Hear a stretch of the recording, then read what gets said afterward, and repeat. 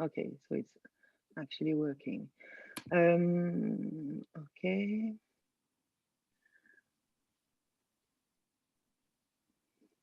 So can you see my screen, my PowerPoint presentation? Can you see it? Yes, absolutely. Okay.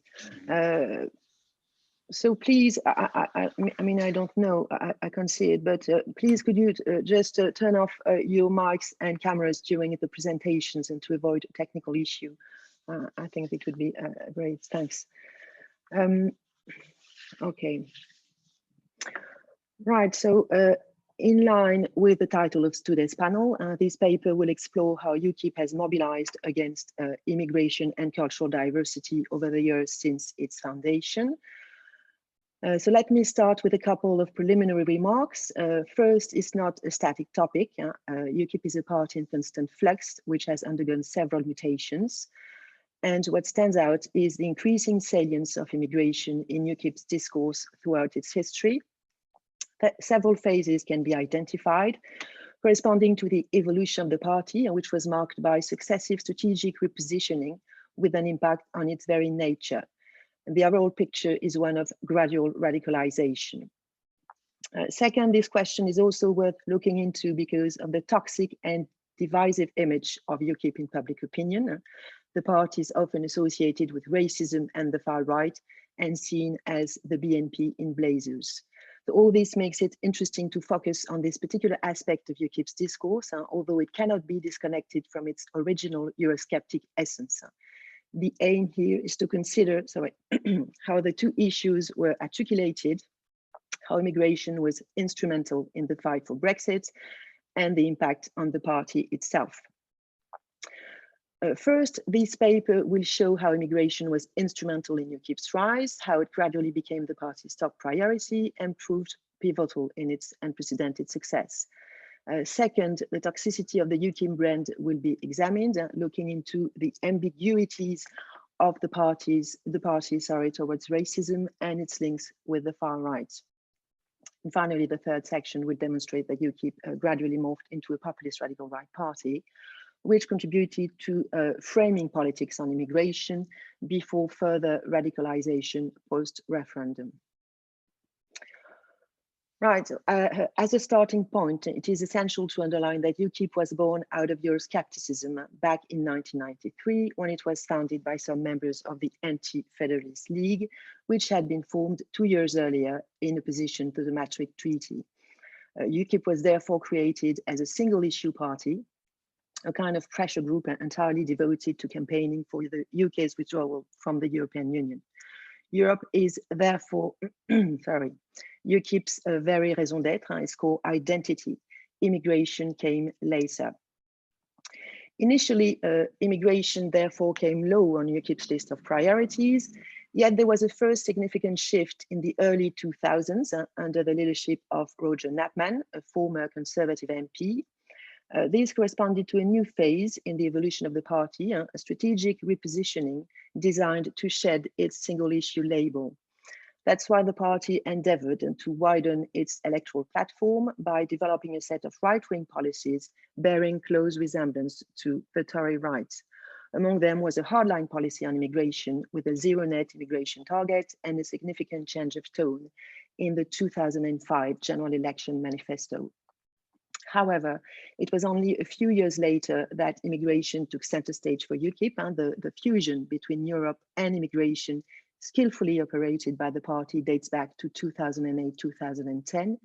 UKIP then successfully connected its core policy on Europe, which was a low salience issue for voters, to immigration, which had become increasingly salient following the expansion of the EU's free movement zone to Eastern European countries in 2004 and 2007. And in particular, the Labour government's decision to open Britain's borders immediately in 2004, contrary to the vast majority of other member states which opted for transitional controls, resulted in a substantial increase of EU immigration in the UK, raising voters' concerns. And UKIP seized this opportunity, which acted as a catalyst to boost its potential for mobilization beyond traditional party lines. So this was a turning point for UKIP, and together with the decisive populist shift orchestrated by Nigel Farage, marked a strategic repositioning, which was on one of the keys to the party's unprecedented surge from 2010. UKIP's discourse then made EU membership the main cause of the increasing immigration in the UK. So gradual immigration became the party's top priority, even superseding the EU. As the party gained electoral momentum, immigration was presented by its leader as the biggest election issue of all, with strong emphasis on its damaging impact on employment, housing, and public services, such as the NHS and education, which were under threat as a result. So here are some UKIP posters to illustrate this. The party developed a specific discourse and set of policies advocating the introduction of an Australian-style point-based system to select immigrants according to their skills. UKIP intended to introduce a national preference, allowing British companies to employ British citizens first. And the party also wanted to limit immigrants' access to the welfare state. It led a vigorous campaign against health tourism to prevent migrants suffering from life-threatening diseases such as AIDS from coming to the UK. And Nigel Farage's inflammatory rhetoric on this was typical of right-wing populist straight-talking, as during the leaders' debate in the run-up to the 2015 general election. I'm sure you heard about his intervention at the time. The notion of cultural identity was also addressed. The cultural impact of immigration on communities was denounced for having left Britain almost unrecognizable. Multiculturalism was explicitly rejected for having led to an alarming fragmentation of British society. UKIP wanted to replace it with uniculturalism, with the aim to promote Britishness and a unifying British culture. At the same time, the party took great care to defend itself from any suspicion of racism, repeating that UKIP was a non-racist and non-sectarian party. Ideologically, a line was therefore drawn between civic and ethnic nationalism, with a view to distance itself from the far right, and its ethnic nationalism based on origins and blood rights. UKIP advocates civic nationalism, which is presented as non-xenophobic, close to patriotism, tolerant and inclusive. UKIP's efforts to differentiate itself from the far right are not new, though they actually date back to the very creation of the party and the choice of its name. Its founding members deliberately chose not to use the term British or Britain for fear of being assimilated with the extreme right. However, UKIP's message does not carry the same toxicity as that of the BNP, for instance, because the party originates from a different political tradition, the more respectable Eurosceptic tradition, acting as a reputational shield. Yet UKIP's image is not devoid of toxicity, and the party has always had to deal with allegations of racism and recurrent doubts as to its links with the far right. The toxicity of the UKIP brand has always been there, and the party being commonly seen as the BNP in blazers, and its members branded by David Cameron as closet racist in 2006. And this can be accounted for by different factors. First, ambiguity on UKIP's position on racism and its relation with the far right stems from its own history, marked by party infighting, endemic factionalism, and infiltration by the BNP in particular, which has been acknowledged by successive UKIP leaders over the years. In 2008, this gave rise to persistent rumors of some sort of pact between the two parties in the run-up to the 2009 European election, a possibility which at the time was strongly dismissed by Nigel Farage as inconceivable for UKIP. However, he later admitted that he had been under great pressure from within his own ranks to accept such an alliance due to substantial entryism from the BNP, of which the leadership was well aware. To fight off infiltration, improve the party's image and shed the racist label, UKIP introduced a clause in its constitution banning former far-right party members from joining the party.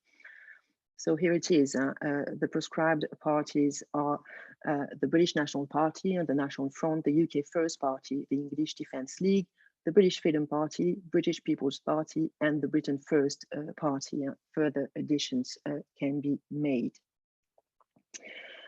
Second, ambiguity and toxicity are also fueled by UKIP itself and the long record of racist outbursts by party members as well as party officials. These were usually played down by Nigel Farage as resulting from the intrinsic nature of UKIP as a party of amateurs, in contrast with the professional politicians it castigates in its populist discourse. Some measures were taken, such as expulsion from the party, but more often than not, racist comments and scandals were dismissed as blunders, not representative of the official party line. However, this is not that simple, as the leadership itself was not immune from this.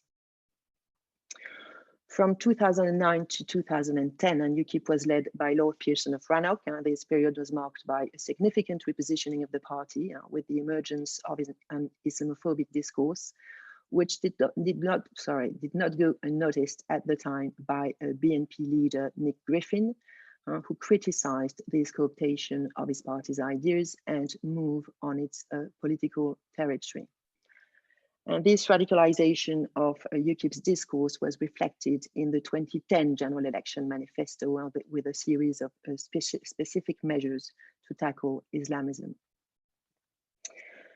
And although Nigel Farage made great efforts to detoxify the UKIP brand, his discourse is not devoid of ambiguity either. His comments on Romanians and criminality in 2014 sparked controversy and raised further doubts on the party's non-racist credentials, just like his intervention on foreigners with HIV, already mentioned, but also this extract from 2014 speech, as you can see. So this country in a short space of time has frankly become unrecognizable. In many parts of England, you don't hear English spoken anymore. This is not the kind of community we want to leave to our children and grandchildren. Sorry. Okay. Ambiguity on UKIP's racism is also reflected by the resignations of some of its party figures on that very same ground. Sanyajit Pandey, an Indian origin activist in the party's youth branch, and described by Farage as a rising star, announced that she was quitting the party during the 2014 election campaign in reaction to UKIP playing the race cards and descending into a form of racist populism. And 1 year later, Winston McKenzie, a former UKIP parliamentary candidate and Commonwealth spokesman, resigned over racial discrimination from figures close to Nigel Farage, yet exonerating the leader himself. Faced with repeated racist scandals, Nigel Farage gradually shifted his line of defense, portraying UKIP as a victim of the establishment, demonized by the media and political elite. All this contributed to reinforcing the party's populist discourse, thereby consolidating its positioning and standing in the eyes of its electorate. However, opinion polls tend to show that such repeated scandals have no effect on voting intentions for UKIP. This is called the Teflon effect. None of this sticks.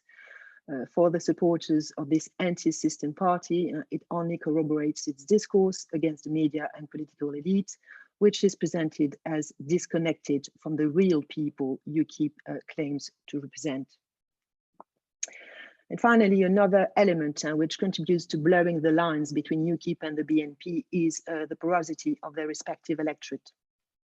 Part of it actually overlaps as the profile of the average BNP voter shares common characteristics with part of UKIP voters identified as the left behind by Ford and Goodwin, white males with a working class background. And although the UKIP electorate extends beyond that category and also includes professional and managerial middle classes, this proximity is corroborated by the party's deliberate attempts to target the BNP vote while explicitly distancing itself from the far right.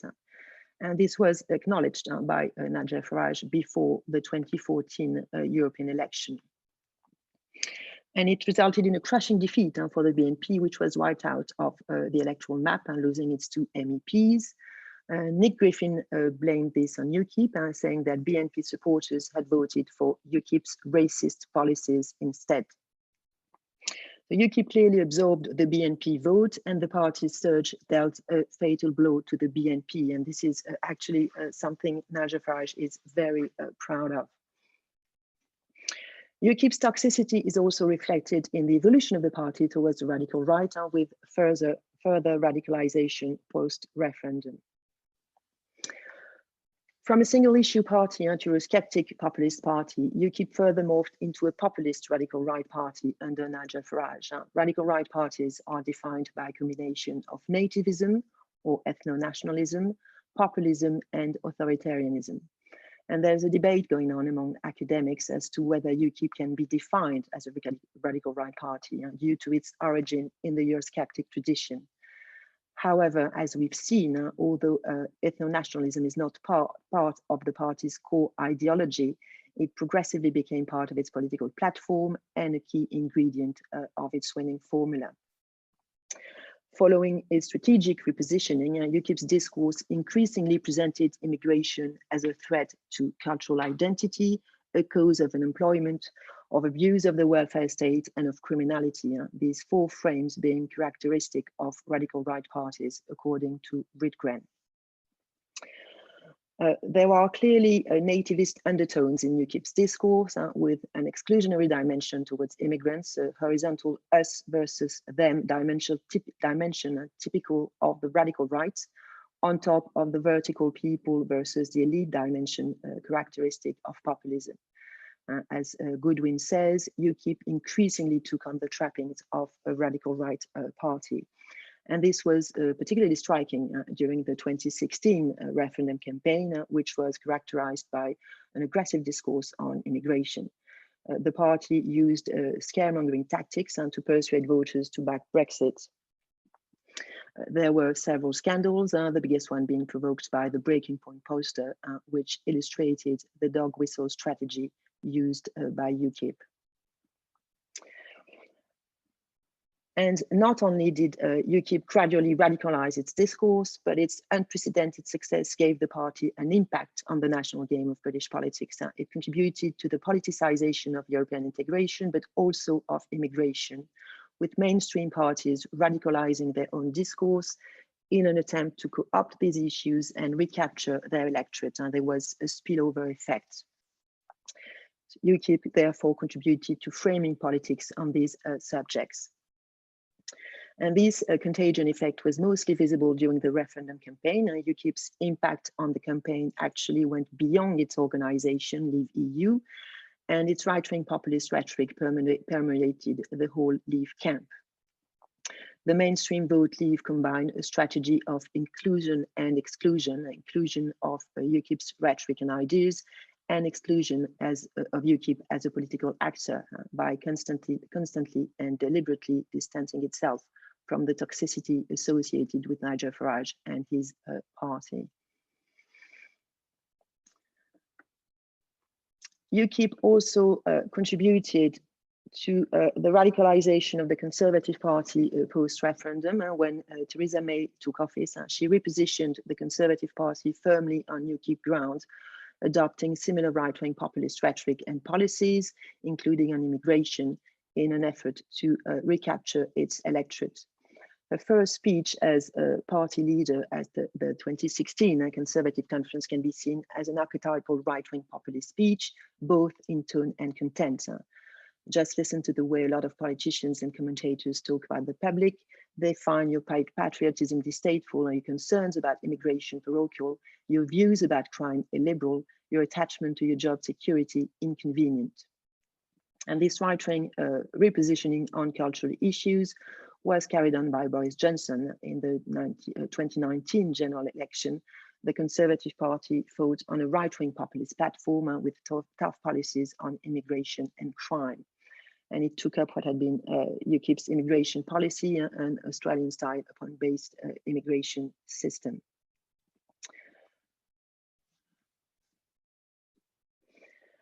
While the Conservative Party was busy trying to recapture UKIP's electorate after the referendum, and the party went through an existential crisis, struggling to find a new purpose and identity, and deprived of its charismatic leader, UKIP reverted to its old habits of internal factions and endless scandals.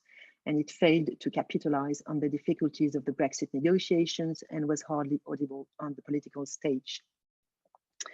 After more than a year and a half of disarray, Gerard Batten took over as leader in 2018 and initiated a significant shift of the party towards the far right, choosing to focus on anti-Islam discourse and policies. Batten is a long-standing member of UKIP, having been one of its founders in 1993, and his controversial views on Islam are not new. He has described Islam as a death cult and Muhammad as a pedophile who kept sex slaves.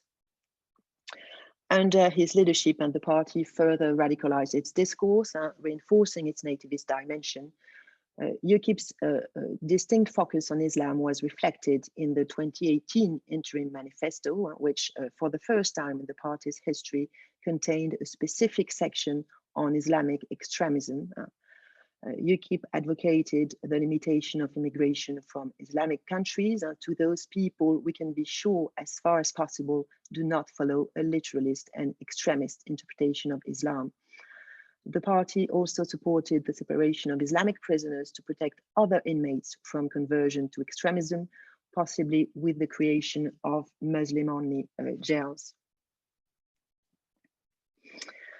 But beyond this inflection of the party's discourse, the real significance of the shift initiated by Batten lay in UKIP's unprecedented overt association with far-right party figures, whom the party had taken great care to keep at a distance so far. Batten thus sparked controversy by hiring Tommy Robinson as a political advisor, only because he could not secure an exception to party rules, barring him from membership. Robinson is a former BNP member and the co-founder of the English Defence League. He also later set up Pegida UK. 4 social media activists linked to the alt-right also joined the party, confirming UKIP's new direction and apparent change of strategy. And Gerard Batten repeatedly shared a platform with Tommy Robinson in public rallies and demonstrations, thereby openly crossing the line which UKIP had striven to draw with the far right and breaking with Nigel Farage's attempts to decontaminate the UKIP brand. This testifies to a new phase in the evolution of the party, an apparent strategic shift towards a form of street activism and away from a regular political party aiming at winning elections and getting representation. The aim of this repositioning is clearly to attract far-right supporters, yet it de facto reduces the mainstream dimension of such a political force, with a high risk of marginalization in the British political system, the potential of such parties being very limited, as exemplified by the BNP. So far, UKIP had succeeded in absorbing the electorate of the far right while maintaining a reputational shield due to its origin in the Eurosceptic tradition. The new phase of UKIP clearly jeopardizes this ability and the party's future. Eventually, this radical redefinition of the party post-referendum provoked a major split and led to the exodus of senior party figures such as Nigel Farage, who strongly disapproved of UKIP's embarking on a religious crusade against Islam and went on to form the Brexit Party.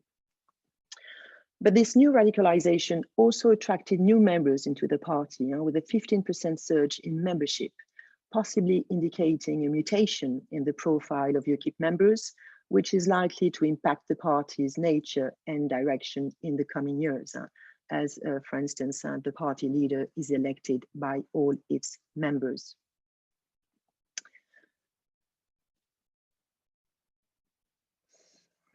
To conclude, UKIP's increasing mobilization against immigration and cultural diversity went hand in hand with its progressive radicalization on the British political spectrum through successive strategic repositioning. Its discourse on immigration is therefore a valuable indicator for understanding the party. Its increasing nativism and authoritarianism standing as markers of its radicalization. Immigration proved instrumental in UKIP's move from the margins to the mainstream and eventually back to the margins of British politics. It appears as a major factor in the rise and fall of the party. And deprived of its very purpose after the Brexit referendum, and the party drifted further to the right, blurring the lines with the far right through an increasing porosity in terms of discourse, but also of actors. And this looks unlikely to change in the foreseeable future. Last September, after another period of instability, Neil Hamilton took over as interim leader. And despite UKIP's claim that it's back into the mainstream, it's not that clear. Hamilton also seems to have far-right sympathies. He also shared a platform with Tommy Robinson in 2018, whom he defended in a TV interview, saying that he had been demonized by the media. Hamilton explicitly articulated UKIP's attempt to capture far-right vote supporters. There's a market out there that needs to be reached. The issues of immigration and cultural identity still remain salient in the party's discourse. UKIP now challenges the very concept of Islamophobia, which is presented as a made-up word designed to curtail free speech. The new target of the party seems to be the far left, with a particular focus on the Marxist and anti-British Black Lives Matter, which is trying to impose a cultural dictatorship, according to Hamilton. The forthcoming local and regional election will tell whether this is the right strategy for UKIP to get back on track, which is very unlikely, though, given the current very low voting intentions for the party. Right, thank you for your attention.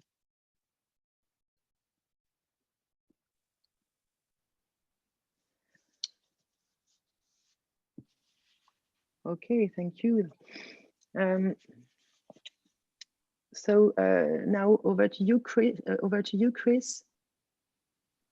Okay. Yeah, thanks very much. Okay. Let me just try and share my screen first off. Okay. Just to say, Karine, there was so much in that paper that is going to complement my paper. It's almost as if you laid the foundations for me. So that was fantastic. It was really interesting. So thanks so much for that. Okay, thanks. Okay, so thanks so much for inviting me to talk on this today. And as I say, you know, that paper on UKIP, you know, really did kind of like lay the foundation for, you know, for my paper, because as part of this, I'm going to be talking about the BNP. I'm going to be talking about the kind of changes that the BNP have kind of implemented, and the way in which this has kind of filtered out to the far right. But of course, there's always that overlap there with the mainstream as well. And I think that one, you know, I'll come back to this in my conclusion, but I think that one of the things that UKIP did was fill this void that kind of existed, and maybe was positive and also negative for, you know, for the far right in total.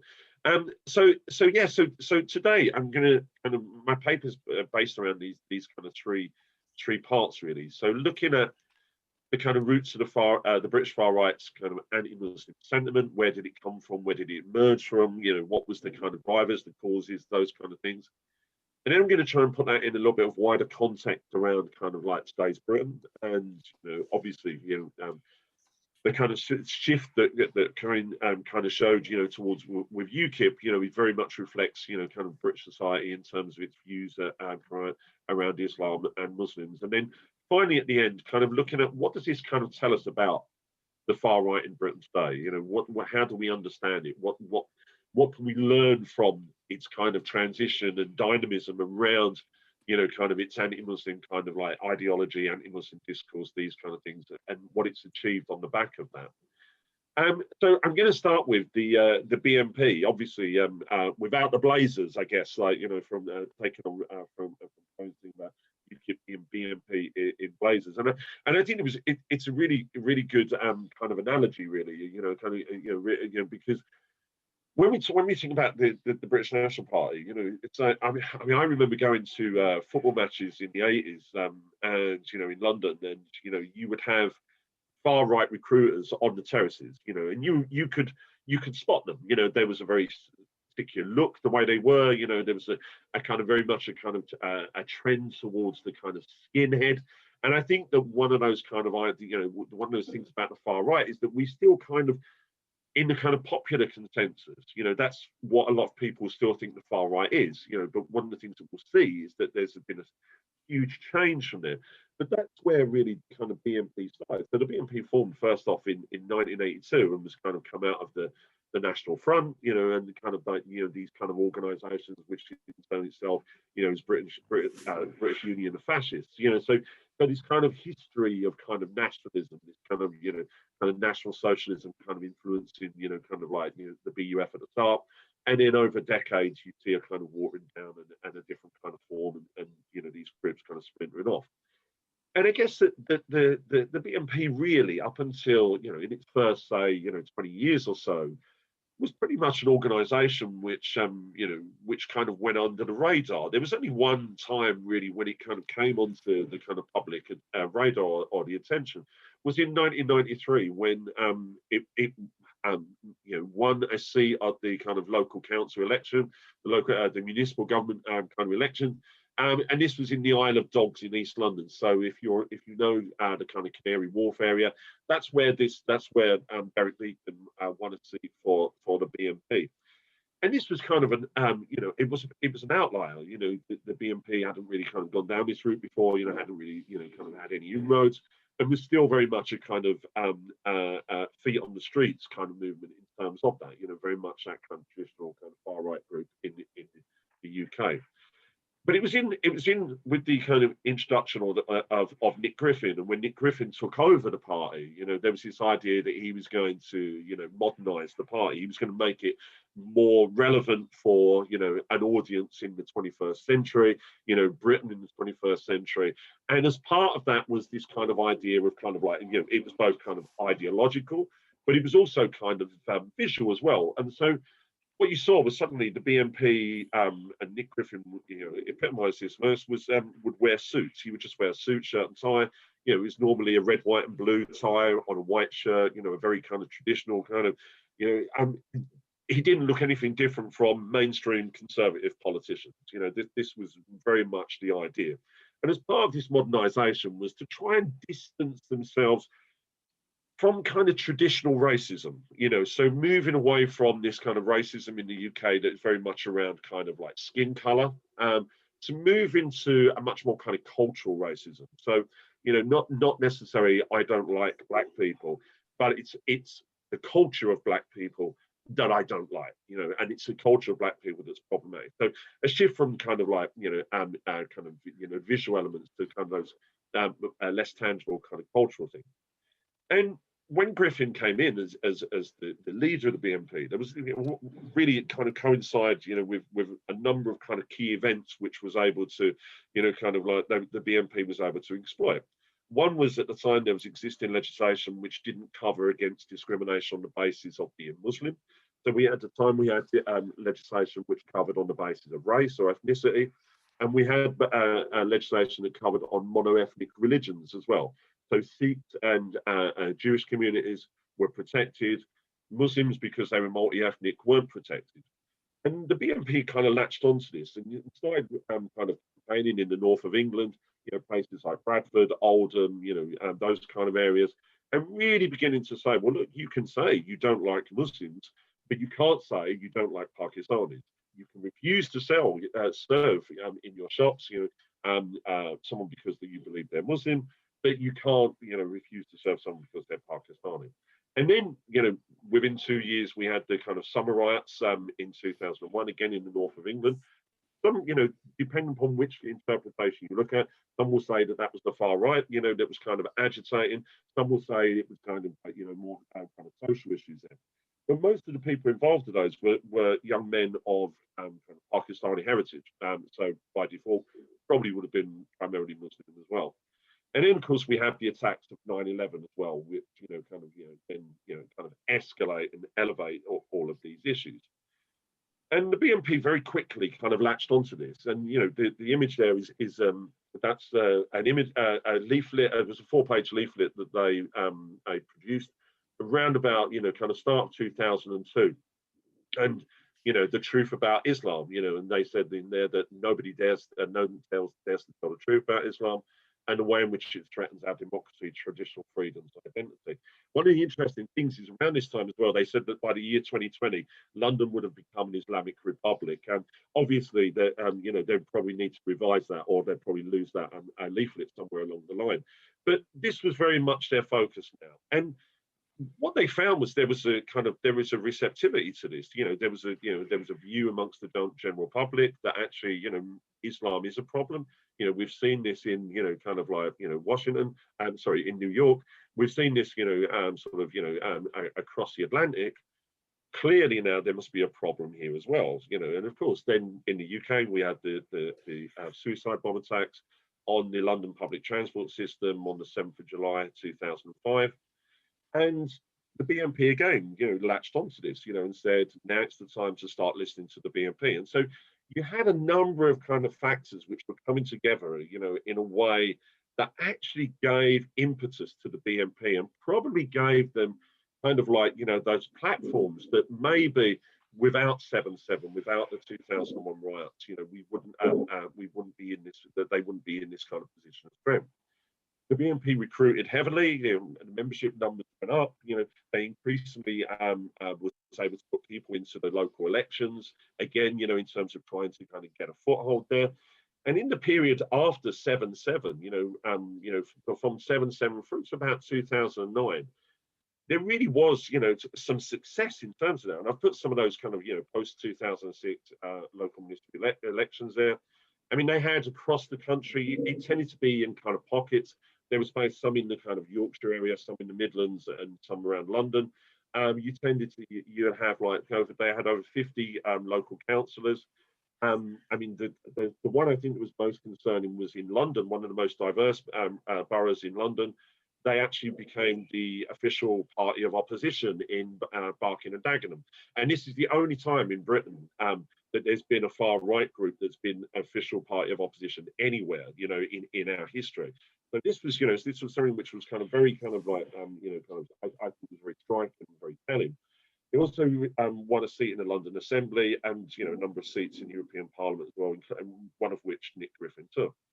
And some research, I've just seen there's an error there, sorry, that was supposed to be 2008. Some research that was done by Democratic Audit, you know, in 2008, said that 1 in 3 people had considered or were considering voting BNP. Now, obviously, you know, when you consider it and what you actually do is two different things. We've seen this, you know, with kind of, you know, polling in the UK, you know, in terms of, you know, people tend to go back to the parties that they traditionally vote for. But I think, again, you know, that the way in which the group was able to kind of find a way in was very clear. And this image here, this is Nick Griffin. You can see there some of the posters behind you. You know, you kind of like you can get a very clear message in there. But at the time, you know, Nick Griffin was recorded, you know, at one of his events saying we should be positioning ourselves to take advantage of our own political ends, the growing wave, the growing wave of public hostility to Islam. Now, this was clear, you know, one of the things he had said, and also in this was that, you know, why are we even bothering talking about, you know, Jewish communities? Why are we talking about, you know, Judaism? Actually, let's focus on this because this will be the way in which we can find a way in. And this really kind of like, you know, for me, I feel that this was the benchmark now. And what you see there is you see that the British far right, in the way in which it's kind of diversified, has actually diversified, but at its core has clung on to this point that Griffin has said. Now, Karine spoke about the radical right and the far right, and I think that it's important to say that I would suggest there's always an extreme right wing as well, those which are prepared to use violence.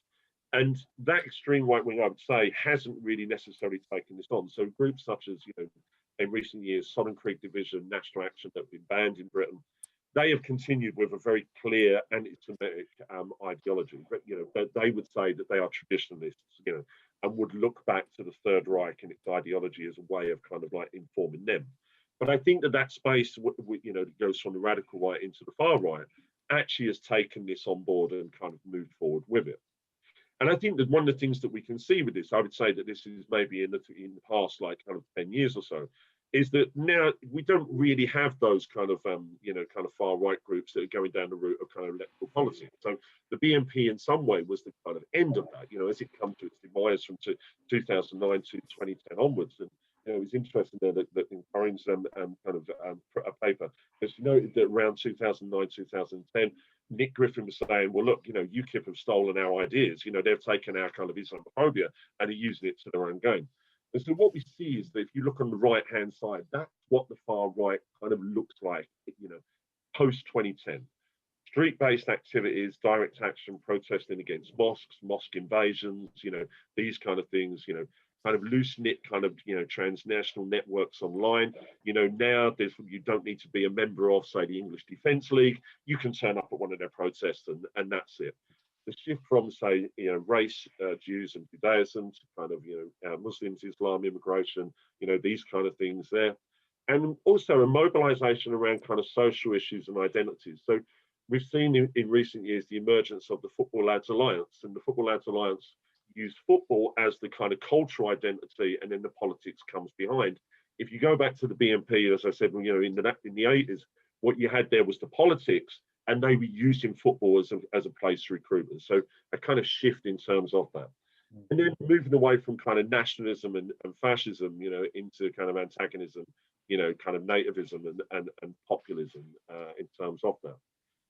And you know, again, in the previous paper, it was mentioned about Tommy Robinson being a former member of the English Defence League, and this is just a very kind of, you know, a kind of very simple kind of image, you know, kind of like, you know, diagram to show that all of the kind of primary major groups of far right groups that have come out of, you know, that have emerged in the last 10, 11 years or so, all have their roots in the British National Party. So, you know, Tommy Robinson was a member of the BNP.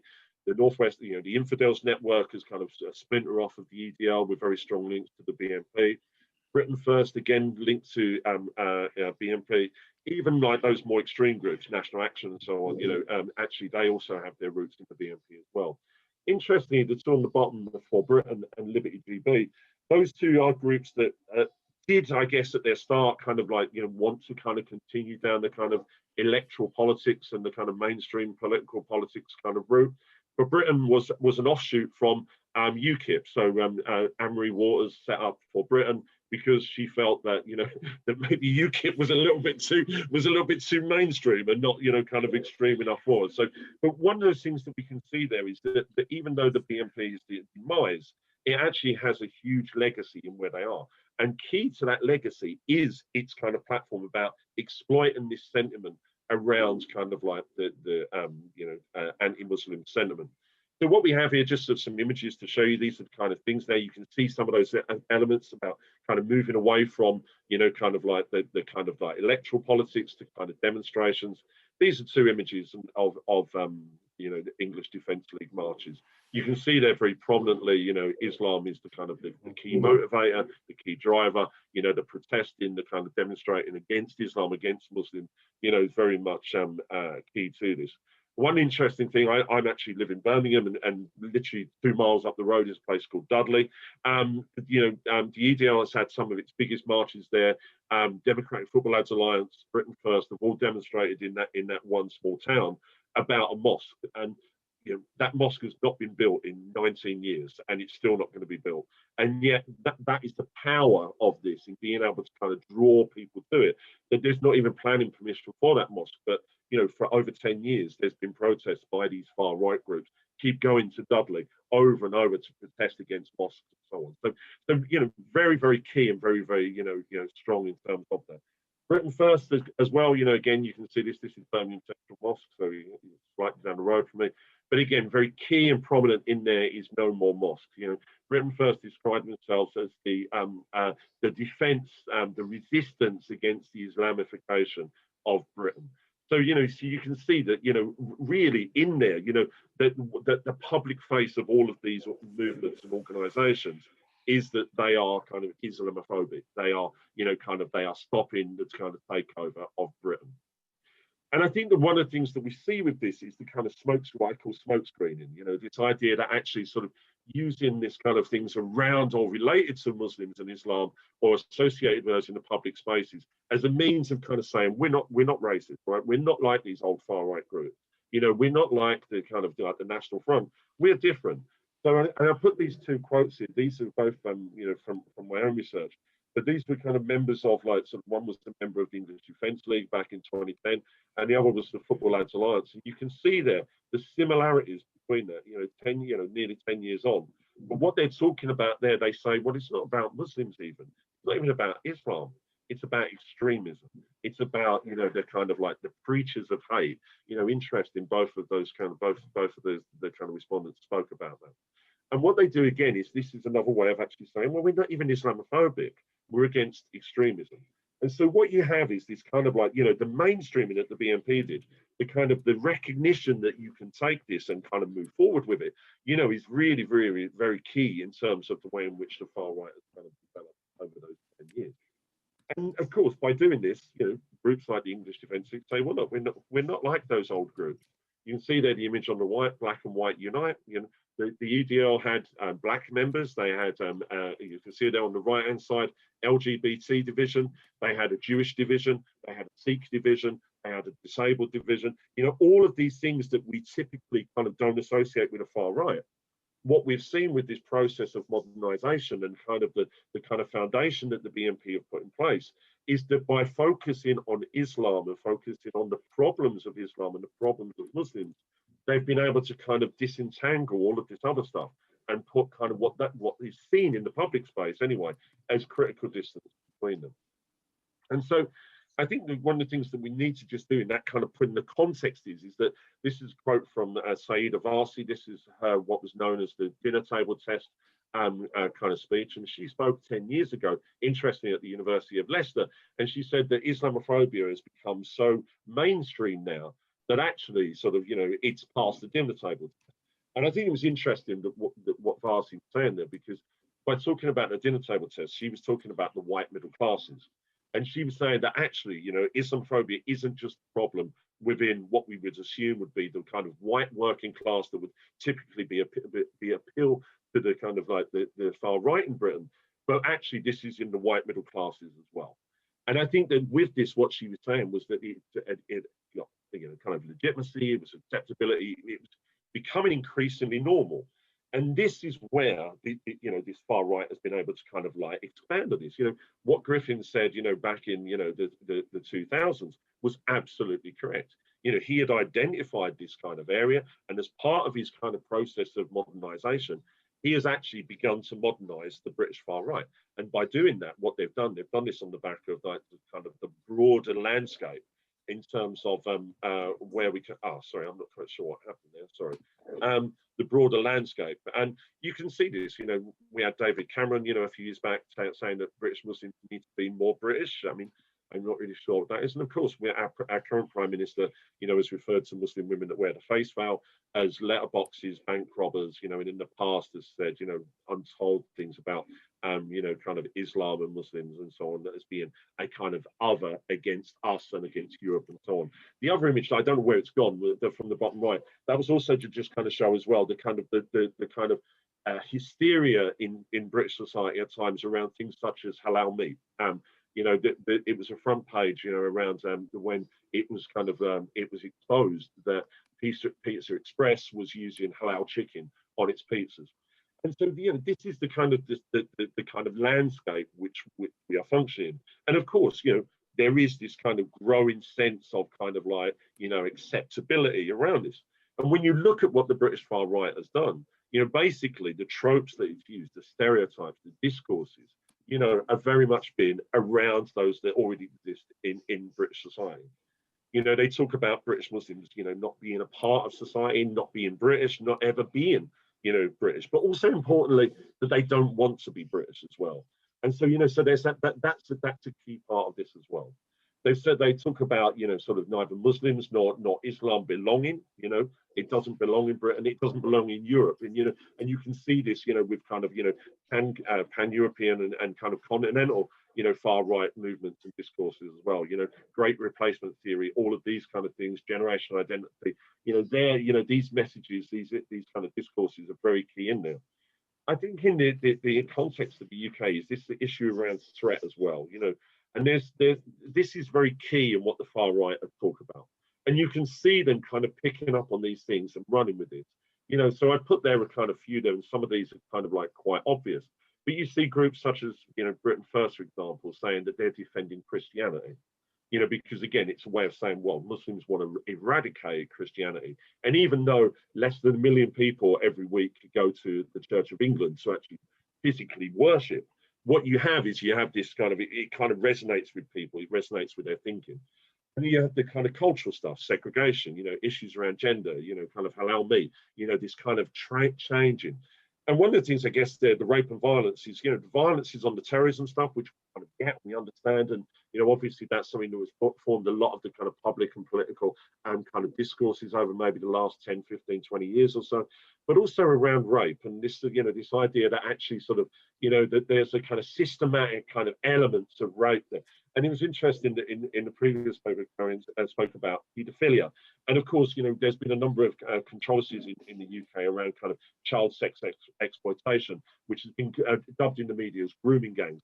And these have literally been kind of adopted by the far right as this is a problem of Muslims only. And this is why, again, we need to do that. And of course, all of this ends in what they talk about, you know, going back to Britain First again, the, you know, the resistance against the Islamification of Britain. I think that, you know, there's an interesting one here. This was actually came out in the middle of last year during the pandemic. And what was interesting was Britain First opposed to build the development of a mosque in central London on the basis of this kind of biological threat. And it is interesting now, like, to see whether this kind of is something, a new kind of discourse that the far right kind of bring about. Here they're talking about not about traffic or about kind of disruption, which in the past would have been one of the kind of mainstays of you know, kind of the kind of the opposition of the far right to mosques and so on. What you have now is that actually bringing more Muslims into the area will actually increase the likelihood of Muslim, of other people who are not Muslim, you know, contracting COVID. So in conclusion, I'll wrap up. I realise I've spoken quite maybe a slightly bit longer. Has this approach been a success? Well, I think yes and no. I think that probably when Nick Griffin, you know, kind of picked upon this and kind of said this is where we go, I think that Nick Griffin hoped for the success of UKIP. I think that that's what he wanted, you know, and I think that UKIP kind of coming in and maybe kind of like the kind of, you know, kind of almost taking some of this stuff kind of begun to fill that void, you know, and I think that's why I'm saying at the start, I think that UKIP filled that void. Now, I don't, you know, if you look at Britain and you look at, you know, other countries in Europe, you know, there's some countries where these kind of groups like the BNP have kind of transitioned from kind of far right into the mainstream of the political spaces, you know. I don't know, you know, I think that, you know, there was potential for the BNP to do that, but I think there was also potential for the BNP to kind of, you know, continue its demise, but maybe be filled with something else. I do think, though, that UKIP, you know, what took some of that and was able to kind of take some of that into the mainstream and had much more legitimacy with that. That's the kind of negative. In terms of the positive, I think that one of the positive there really has been that, well, you know, it's given an impetus to the far right. I mean, I would say now that the far right in Britain is more dynamic and more diverse than it's ever been before. You know, I think that when you look back 15 years prior to the kind of you know, at the moment when the BNP kind of like, you know, had that impetus, that initial impetus, you know, I would never have thought that, you know, like 10 years later, I'd be seeing 4,000 people marching down the street carrying flags against the building of a mosque that didn't even have planning permission. But this is, you know, so in terms of success, yes, it's been a success, you know, because it has enabled the far right to kind of reach out to more, to talk to more people, you know, and it's given them the reason to do that. You know, what we see now is that the far right is, you know, that mainstreaming, the kind of the modernization, the kind of distance making between the old far right and the new far right. A lot of the times, not that they will refute claims of being far right, you know, of kind of, you know, increasing the diverse. You can find far right groups that will fit to anyone. You want kind of, you know, university educated dating apps for far right people. Generation Identity in the UK had that. You want a baking competition, you know, for good British food. You know, Patriotic Alternative have got that on their website. You know, what you have here is this kind of like, you know, this process that Nick Griffin started, and on this platform of, you know, using this, you know, because the public receptivity has given that chance to thrive. And I think as well, this kind of idea as well, the adoption of the civil and liberal values, you know, that the far right in its newest incarnation has adopted, is really key to understanding. You'll see, you know, far right groups now talking about women's rights, gender rights, LGBTQ rights. You'll see them talking about freedom of speech, freedom of expression. You know, all of these things have been adopted. But of course, when you look at them and you contextualize them, they're all on the basis of Islam and Muslims don't want us to have these freedoms. They don't want us to have these values. These are our values, and we are going to defend them. So you're seeing that in there. I think that also, you know, we see this like in society. I think the Farsi, Baroness Farsi 10 years ago was absolutely spot on. And I think that, you know, that receptivity towards Islamophobia and anti-Muslim ideas, you know, is there. You know, British society is a seedbed in terms of, you know, kind of like, you know, for the far right and those agendas. And then finally, I think it shows that as well, you know, the changing nature of you know,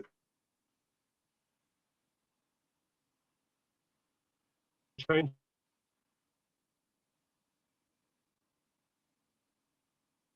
nature of you know, kind of discrimination. You know, I think discrimination has changed in the UK. And I remember back, you know, kind of 50, you know, 40 years ago, you know, it was very much about kind of, you know, kind of skin color. Now what we have is the cultural stuff. And I think that this is where, you know, kind of what the far right has achieved, actually. I think it's actually helped to push us towards that. And things like the BNP, English Defence League and UKIP have actually built on that success. Thank you very much.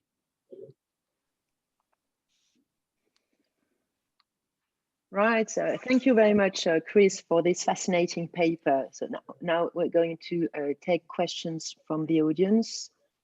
So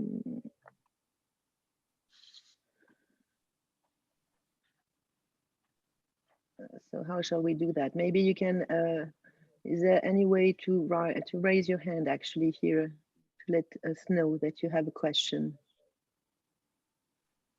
That'd be...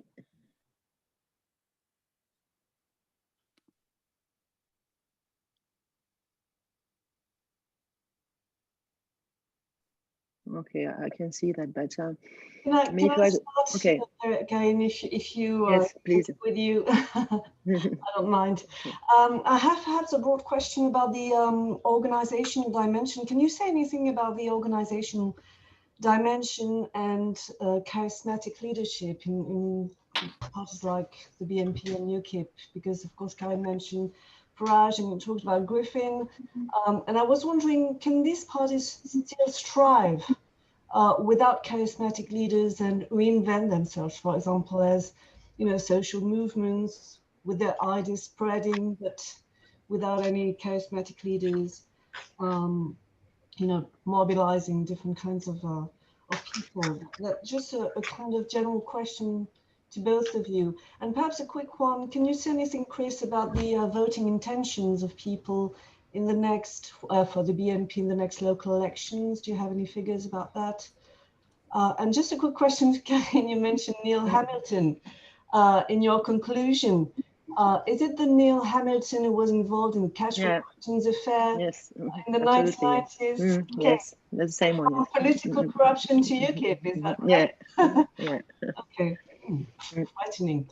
Anyway, okay, thank you. So maybe Chris, if you want to yeah. So I'm happy to respond to that. Yeah, I mean, the charismatic leader thing is really interesting, because I would say that Nick Griffin was the least charismatic individual ever, but he seemed to be able to kind of reach out and talk. I won't talk too much about Farage, but I think that one of the things that kind of post Griffin, what the kind of leaders have been able to do is, you know, kind of, you know, talk to the audiences that they know they can appeal to. So, you know, Tommy Robinson, for example, and I mean, his actual name is Stephen Yaxley Lennon. So, you know, having a double barrel surname, you know, doesn't really fit with his kind of image, you know, so he changed his name to Tommy, you know, Robinson. It's very normal, you know, it's very kind of like working class, you know, it's very traditional British, you know. And one of the things that Tommy Robinson has always been successful doing is, you know, presenting himself as a common man, you know, like kind of, he's a working class man, you know, he's been the victim of society, the victim of the police, the victim of the elites, all of these kind of things, you know. And with that, he's been able to kind of talk to, you know, kind of, you know, those people that also feel that same way, you know. So I would say that Robinson is, you know, hugely charismatic. I mean, I think that, you know, when you see the kind of, you know, the idolatry of him, you know, when he's been on trial, you know, you see groups of swaths of people wearing Tommy Robinson masks outside the court, you know, chanting his name. I mean, it's, you know, it is, you know, like kind of, you know, almost on the verge of worship. And I think that, you know, we can see that. And I think that, you know, other groups kind of work in different ways, you know. I think Jada Franson is one of the former leader now of Britain First, you know. She again presented herself as a very kind of white working class woman, you know, kind of like, when you watch some of her speeches, it's really interesting because she kind of spans that thing of like kind of being almost like kind of Barbara Windsor in the Carry On movies, you know, kind of nudge, nudge, wink, wink, a little bit kind of rude, a little bit saucy, that kind of thing. But then we'll go, well, you know, if Islam comes in, we're not going to be able to do this. I'm not going to be able to look like a woman or something. So I always found Jada Franson, you know, very charismatic as well in terms of that. And I think that one of the other things, you know, is this kind of we have this space now, what I call kind of celebrity extremists. You know, so somebody like Katie Hopkins. Katie Hopkins was somebody who first appeared on The Apprentice. You know, she was a contestant on The Apprentice. She's then been on, you know, reality TV shows about being fat and being thin and, you know, kind of losing weight and putting on weight. She's been on Celebrity Big Brother. And increasingly, as she's gone through this, she's become more and more outspoken, you know. And of course, you know, because of that, she feels that she can then, you know, kind of say more and more. The more controversial she is, the more kind of publicity she gets. And basically now has built a career as an extremist, but as somebody who's a commentator or an observer. I mean, I don't know how she would describe herself if she had to do, you know, a job description, but she seems to kind of do this kind of stuff. And she obviously links up with UKIP, she links up with Robinson, you know, she, again, fill in those kind of spaces, those voids that exist. In terms of voting, I think that in the electoral system, this is my prediction, I could be wrong. I think that Will, who's presenting later, will probably be able to know more about this than what I do. But I would imagine that in the local elections, the far right vote has pretty much collapsed. I think that all of that vote has gone to, you know, either Brexit or you know, kind of a Brexit party or UKIP. I don't think there'll be much in terms of, you know, the BNP or the more traditional far right. Mm-hmm. Okay, thanks, Chris. Yes, about the charismatic leadership of Nigel Farage, I think that it was indeed a major factor in UKIP's surge and UKIP's success. Although he actually has a divisive image as well, but and toxic image, but he succeeded in keeping the party together despite internal factions. That is, it was a kind of glue holding the different factions together. And I mean, the party almost imploded after his departure. For instance, the party has had 6 leaders since 2016, and 6 leaders plus 5 interim leaders, right? Only barely 5 years. So, I mean, yes, I think that charismatic leadership is indeed important, but the fact also that he was able indeed to actually keep the party together around him and to give it a clear voice in public opinion, a clear image. And now the party is, is no longer identified with a specific leader, because it just keep changing. And I mean, what you were saying about Katie Hopkins is interesting, because actually she's just recently joined UKIP, and there are rumors that she might be standing for the leadership later in the year. So I mean, that's, yes, that's interesting. Yes. that's something to look forward to. Yeah, certainly, yes. I mean, just on that one thing. Sorry, I think that also as well. I think all of them. I think we talk about Britishness and so on. I would say that all of them have kind of focused on Englishness rather than Britishness as well. And I think that, was what Farage did as well. You know, the amount of times I saw Farage in a country pub, you know, drinking a pint of beer. You know, it was stunning.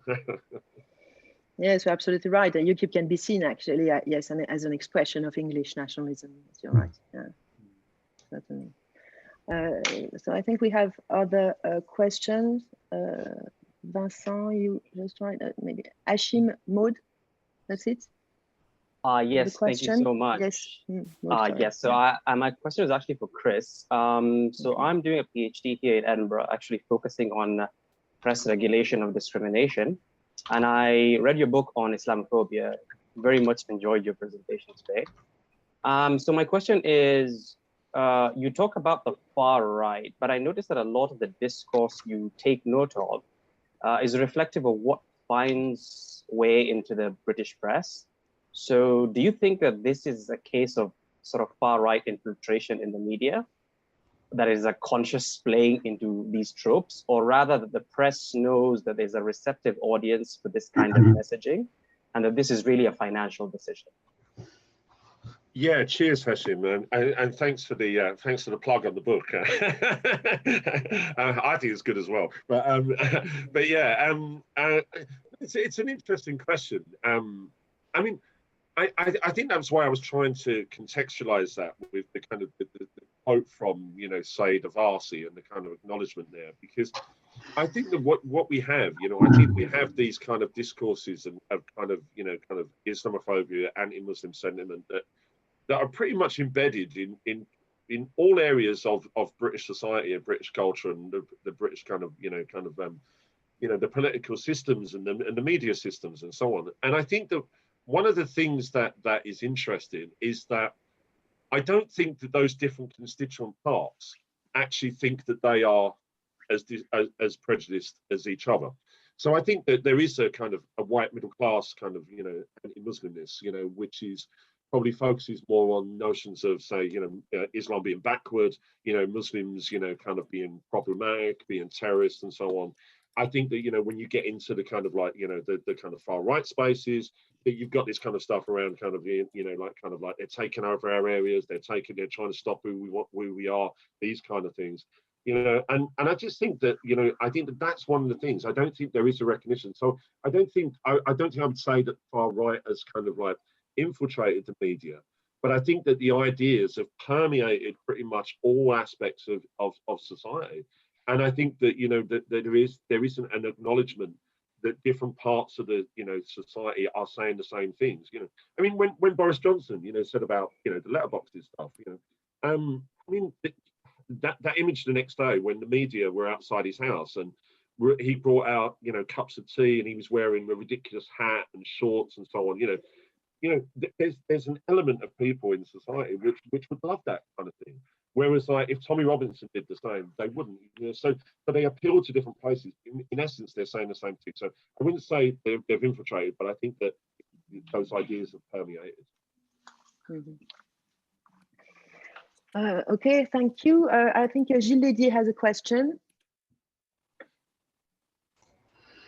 Yes, thank you.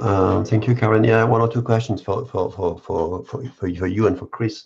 The first comment, well, has already been said, that it's about what can be perceived as a kind of mix or confusion between the references to Englishness and references to Britishness in the programs, in the platform, the documents you presented. For instance, Chris, where he argued about the English National League. There are very clear references to English, to England, but it has really nothing to do with Britishness.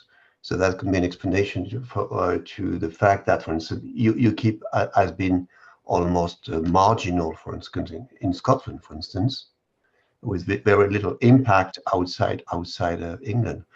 Right. So could you maybe more developed on this, I think, confusing references, English, British. My second question was about the membership, the electorate, and to what extent has this membership, their electorate, electoral support evolved over the years following the transformation of their program, of their platform.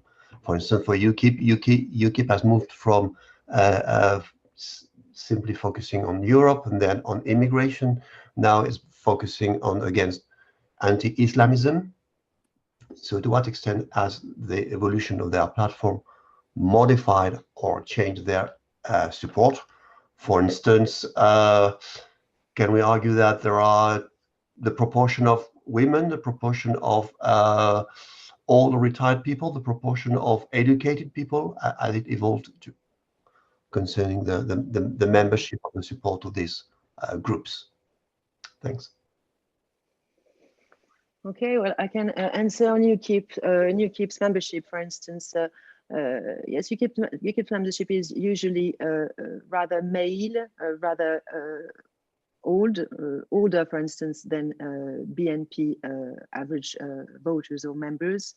But it is true, and that's what I was saying, in fact, at the end of my presentation, the fact that the party indeed has switched its focus to Islam. In fact, after the referendum, the party lost a lot of members, actually. And then following this repositioning, there was indeed a 15% surge in membership, in UKIP membership. So indeed, this tends to indicate a mutation in the profile of UKIP members. So it's not very clear yet, actually, because we don't have actually details on this. But indeed, that's why I was saying that it is likely to impact on the party's nature, indeed, in the years in the near future.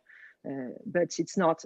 We don't have actual details on this evolution, but it is. It certainly reflects. It certainly reflects indeed the evolution of the party. Yeah, just picking up on the stuff around Britishness and Englishness. When you mentioned about the English Defence League, it reminded me. So a good friend of mine, Alex Owen, is at the University of Lincoln at the moment. He did research with the English Defence League, did ethnographic research, went out on their marches and so on. And one of the questions that he asked was, why did you call yourself the English Defence League rather than the British Defence League? And the answer that he got was that, well, Black and Asians describe themselves as British now, so no Black and Asians describe themselves as English. So so in terms of that was that seemed to be something that was very conscious, and I think that one of the things that's been quite interesting is that kind of post then, things around Britain have kind of dropped out. So patriotic alternative, a patriotic alternative, Democratic Football Lads Alliance, you're seeing like kind of Britishness, Englishness kind of being removed from there, So you talk about patriotism now. I mean, I think there's a couple of things to bear in mind with the far right. I mean, I think that in general society, that Englishness, kind of feels, when people talk about Britishness, that in Britain, they're largely talking about Englishness. I think that whether that's from the monarchy to the politics, to the political spaces to the media, I think that when they talk about kind of Britishness, they're basically it's shorthand for Englishness. So I think that's something that's key there. I think the other big issue for why the far right continue to kind of speak about Britain is because of the Northern Ireland situation. And I think that one of the things there is like this idea of the union. So I think that of course, if they go down the route of Englishness too much, then they don't show support for Northern Ireland. And given the kind of the post-Brexit kind of tensions which are increasing in Northern Ireland, given the kind of support that they would have for kind of the union, maintaining the union together, supporting, kind of like the unionist movement in Northern Ireland against the Republican movement, I think that is still something which is absolutely key. So I think it's a mixed match. I think that they always kind of, they see that, it pretty much is, when they talk about Britishness and being Englishness, I think they adhere to Englishness and they see that as being the primacy. But I think there's elements as well that kind of draw it in, that it needs to be a little bit more, maybe kind of confused or nuanced in some way. And I think that's also true for UKIP, this importance of the union, actually. So that, yes, I agree with you, yes, on this. Maybe because we still have a busy schedule. So maybe we could actually stop here. I don't see any other questions anyway, but if there are no more questions, we'll have a short break. Maybe, what time is it? Maybe until 11:30, right? If you're okay with that. And then we'll resume our panel. Is that okay? Chris, Yes. sorry to interrupt you again. Chris, could you possibly appoint me again as animator? Because I actually appointed you as animator, and I lost my role, unfortunately. So if we could do that now, I don't know if you can do it. Yeah, okay. Thanks. That's it. It says you are now Vincent, co-animator again. Yeah. Okay. All sorted. Okay. I was being very British. Right. I was taking over. Thanks a lot. Okay, thanks, Dan. So see you in 5 minutes. Thanks so much. We just thank you very much, Chris. And turn off our cameras and mics, okay? Because that would be possibly dangerous to actually, I think, disconnect and reconnect later. As everything. Yes, absolutely. Okay. Okay, you're right. Yes. In 5 then.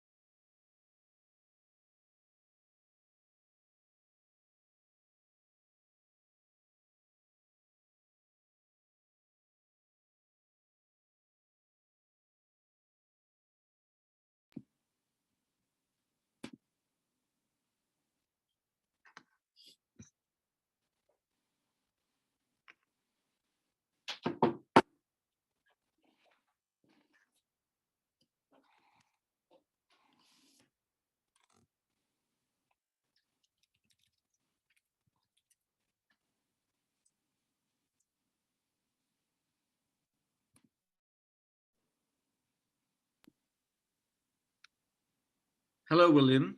Nice to meet you, albeit virtually. Hi, Vincent. Yeah, good to meet you too. I'm sorry that I was late to the call. I should, as someone who's travelled to France and has relations in France, I should really have done the timings properly. But for some reason, I had in my mind 11 o'clock. Yeah, I don't know where I got that figure from, but I'm glad to have joined, albeit a bit later. So. Many apologies. No worries, welcome, and we're grateful to have you. Yeah, no, it's a really good panel. I'm just so pleased that we were able to to have it over Zoom.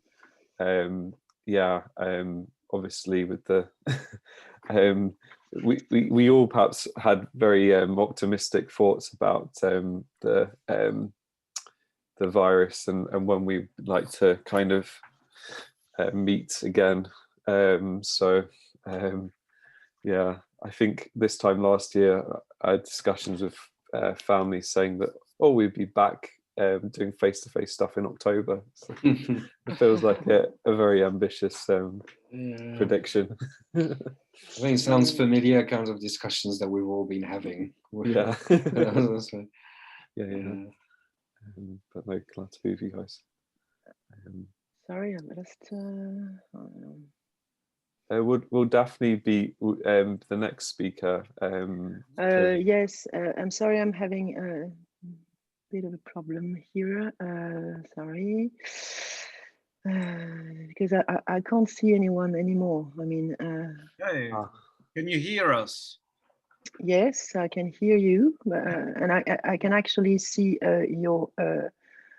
your screen, Vincent. But if you use the affichage, I think, button on the right-hand corner, you can see the gallery of participants on the right-hand side of Vincent's documents. No, sharing my document just to make sure you can actually visualize all the participants.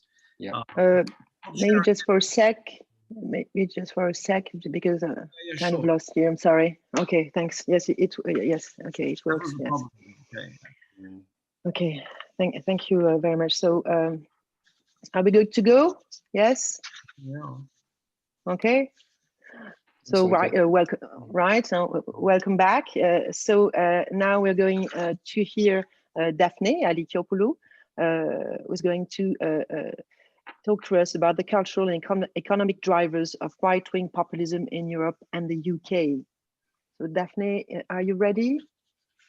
I am ready. Are you good? Yes. Yes, we're good. Let me just try to share it. That should work.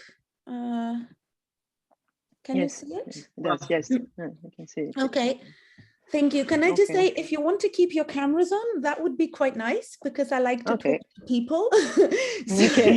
So I find it much nicer to speak to people. Yeah. So if anyone wants their camera on, please do. But if you don't, feel free to turn it off. So first, thank you so much for inviting me here. It's really interesting workshop, and I'm glad to be here. And I think that a lot of what was said already about UKIP and the far right in Britain sort of overlaps a little with some of the things I'm going to say, but I'm going to focus on I'm going to have a much broader perspective, first in terms of voter attitudes as well, and second, I'm also going to touch upon the European context too. So just to give you a tiny bit of background, so I'm professor of comparative politics, and my work is mainly on the far right in Europe. Now that used to include the UK, but now you have to specify the UK separately these days, because it's apparently not Europe anymore.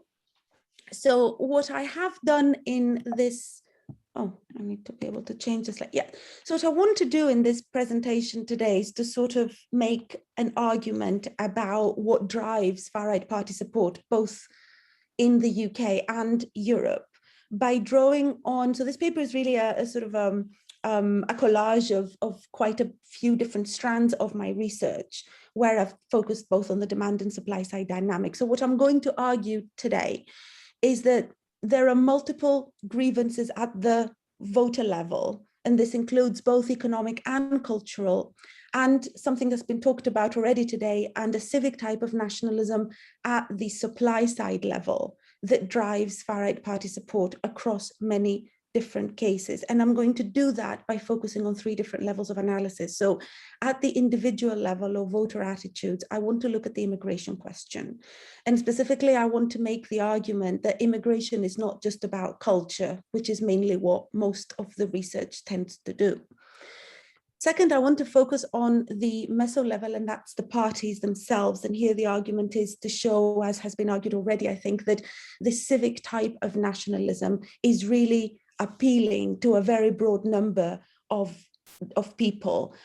You mentioned quite a lot about how UKIP is not so much anymore only about older white men, but also draws on a broader electorate, and that's precisely the idea. So civic nationalism manages to appeal to different voter groups for different reasons.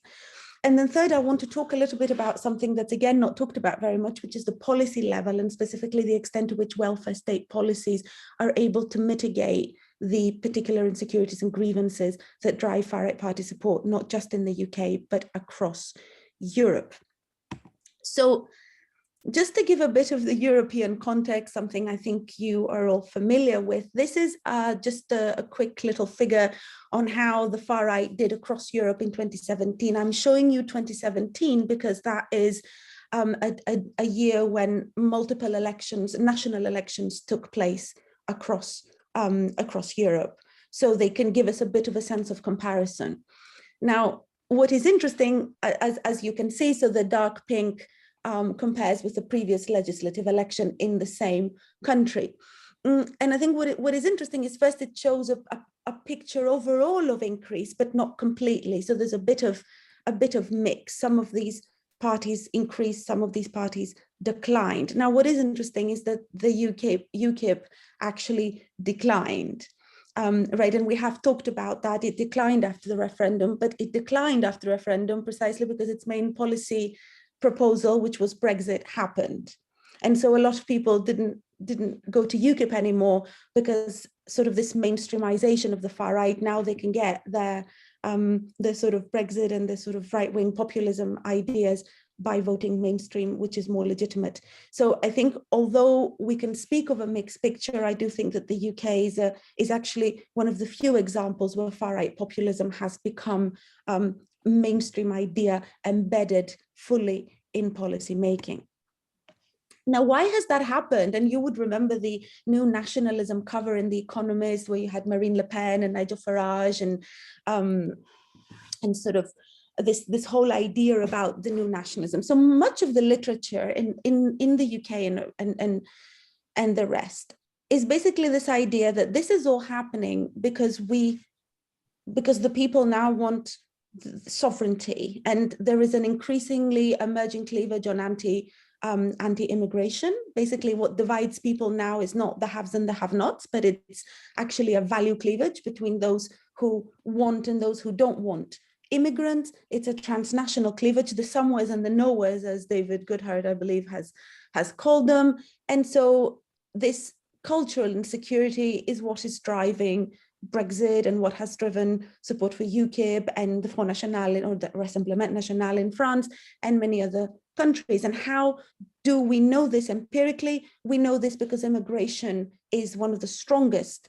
predictors of far-right party support and of Brexit. It's also because certain values like authoritarianism and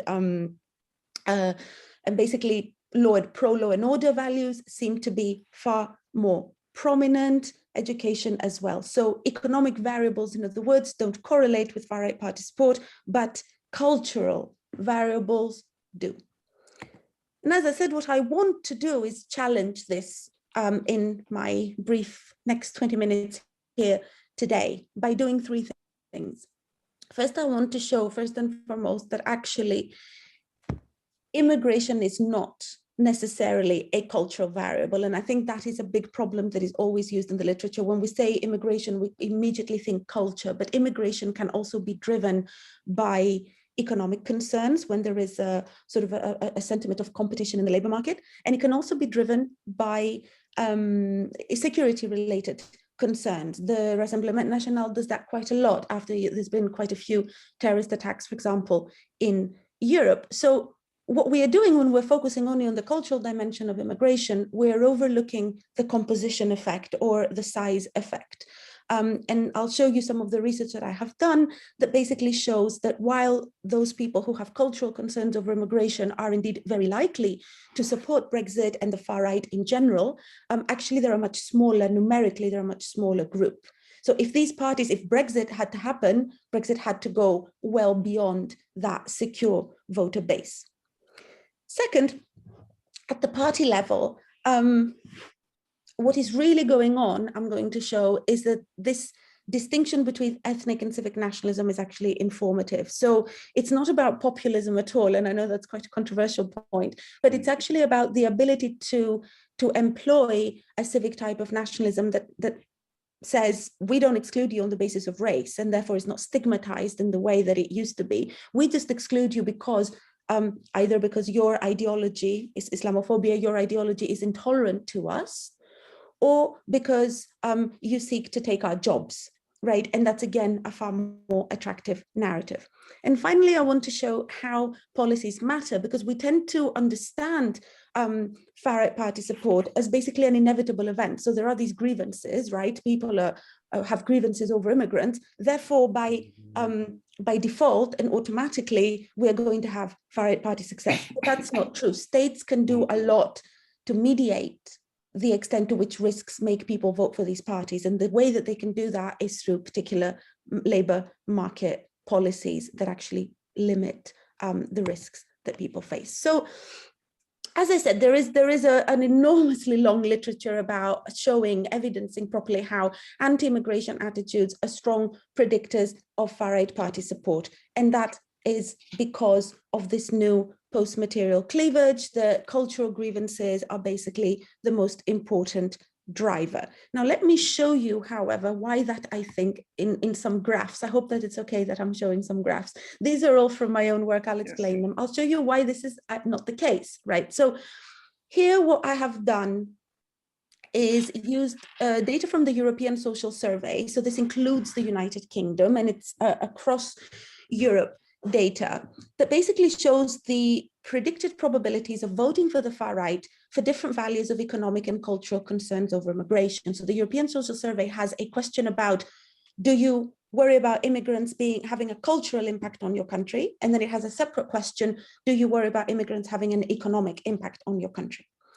And now, if we do this little scenario here, what we see, take the blue line, the top blue line here, it basically shows you that even those that have very strict cultural concerns, that really, really don't like immigrants because they think they're a cultural threat, that's the blue line, even for them, right, the probability to vote for the far right increases quite dramatically if they, in addition, also have economic concerns. So this tells us that the economic concerns over immigration have a very strong power here, but that power is not just a predictive power, it's a numerical power, right? These are a lot of people. Let me show you the numerical point here. Now, this is the same data from the European Social Survey. And what we did is we looked at, as I said, the people who dislike immigration's impact on the economy, left column, versus those who dislike the impact of immigration on culture. And what you see is that the percentage of the people who dislike immigrants because of culture, it's a higher percentage, right? Because it's a very likely. These people are very likely, and they are it's a smaller whole. But if you look at the actual numbers, those who worry about the effect of immigration on the economy are more. There are almost 100 people more in this particular sample. So, in other words, the parties, and I can show you this hypothetically as well, the parties would never have done as well if they didn't have those that are concerned with the economy. Now, this point is a methodological point, really, right? And it's a question about, in a way, it's the opposite of the ecological fallacy. So what I'm saying here is what we are doing is we are taking individual level data, i.e. the propensity to vote for something, and we're saying that the strongest predictor is at the aggregate level what matters the most, but this is not particularly helpful, right? Because it overlooks a composition effect. If you see here, and this is the final graph I'll show you, so here what we have done as well, this includes the UK, you can see it sort of right under France actually. So what we have done here is we have basically looked at the distribution of respondents with different types of concerns for each country's far-right electorate. And what you can see for Britain, let's say, for example, is that those with pure one or the other are not really the important driver. You need them to have both, right? You need them to have both in order for them to extend beyond just a small party. So what this really tells us here, I think that is important, is that there is an important distinction to be made between the core and the peripheral voters. And I think in order to go from just a small, marginalized little party that gets a lot of votes from the culturalists, as we call them, to something like Brexit or to something like a party with mass support, you need to mobilize way beyond it. So I think first, large electoral potential must be associated with mobilizational capacity beyond the core, and that means beyond cultural concerns. And second, there is a big distinction to be made here between galvanizing the core and mobilizing the broader public. And I think it's been hinted, what I'm saying, it was hinted in earlier presentations, right? Because for these parties, this is also a trade-off. Sometimes if you try to get the broader, for example, with a civic nationalism, you might be isolating, you might be marginalized, the sort of hardcore racist, if you like, supporters that now don't feel that they are getting, they're getting much out of this party. So key message from this part of the paper is that this phenomenon is not really driven by one thing, but it's driven by voter coalitions with different concerns, and we really need to take into account the composition effect to understand why and who votes for the far right. Now, point number 2 is the supply, and here I'll overlap a little. I've got a couple of posters that overlap a little with what's been said, but I think I'm going to say it a bit differently. So this little picture here comes from a YouGov questionnaire that was done, or survey that was done a few months ago now, and was published in The Guardian. And the question is do people believe the power of a few special interests prevents our country from making progress? So what they were trying to do here is to ascertain the extent to which we should expect this populism to continue to be important in elections after COVID, after sort of Brexit is sorted, etc. And the idea, what this graph is trying to say is that actually populism is on the decline. Right? After all, UKIP is really not getting that many votes anymore, and therefore we might expect to see some kind of decline. But again, I think both what I'm going to argue, but also the empirical reality these days shows the opposite. So I think here you might have followed the Dutch elections lately. There's 3 different far-right parties that have made it into parliament. They've done quite well. What a surprise, really. The far-right is all about puzzles, isn't it? It's all about outcomes that we're not expecting. And I think the reason for this at the supply side is nationalism. What I've done here also from the Comparative Manifesto Project data across Europe and including the UK, what this graph shows you is that although political parties, if this is not part of the graph, may or may not be talking about populism, I don't measure it, what they definitely do is talk about nationalism. So this data here shows how much political parties in parliament talk about nationalism. So nationalism is, as you can see, from 2019 or 2018 onwards, an extremely salient issue, talked a lot about political parties across the many European cases. But if we look in more detail, we will see, and the comparativist in me tries to always think, what differences and similarities are there between the British case and the other parties? What we will see is that the successful far-right party across Europe, both in the UK and across Europe, shares 2 common characteristics. First, they steer away from ethnic nationalism. So these parties don't say, it's very difficult to find a successful party that basically says we are racist, we want to exclude people on the basis of ascriptive criteria of things they were born with, and we really want them out for that reason. Very few cases, the Greek Golden Dawn, embarrassing personal history, my country, was one of them, but they're obliterated now. An exception rather than the rule.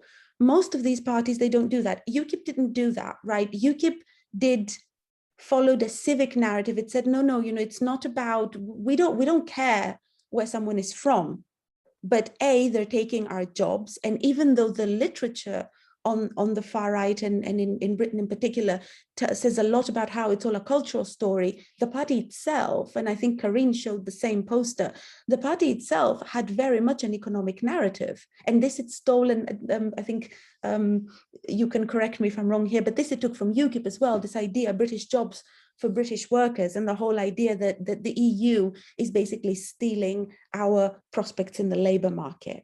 Right, so this is the first thing that they do that's part of civic nationalism. And the second is this Islamophobia kind of idea, but not because these people are Muslim, therefore they are racially different or ethnically different. It's because they have this intolerant, presented as intolerant ideology who doesn't tolerate our liberal Western democratic values. And again, I want to link this with the whole European context. I was quite shocked a few years ago when I was writing an article across Europe, where the Swiss SVP sort of misquoted Karl Popper in its then manifesto, saying, would we tolerate those who, if they were in our position, would be intolerant of us? And by that, they meant Muslims. And then they proceed to having these proposing referenda that basically want to exclude Muslims from various social, economic, etc. processes, right? So I think these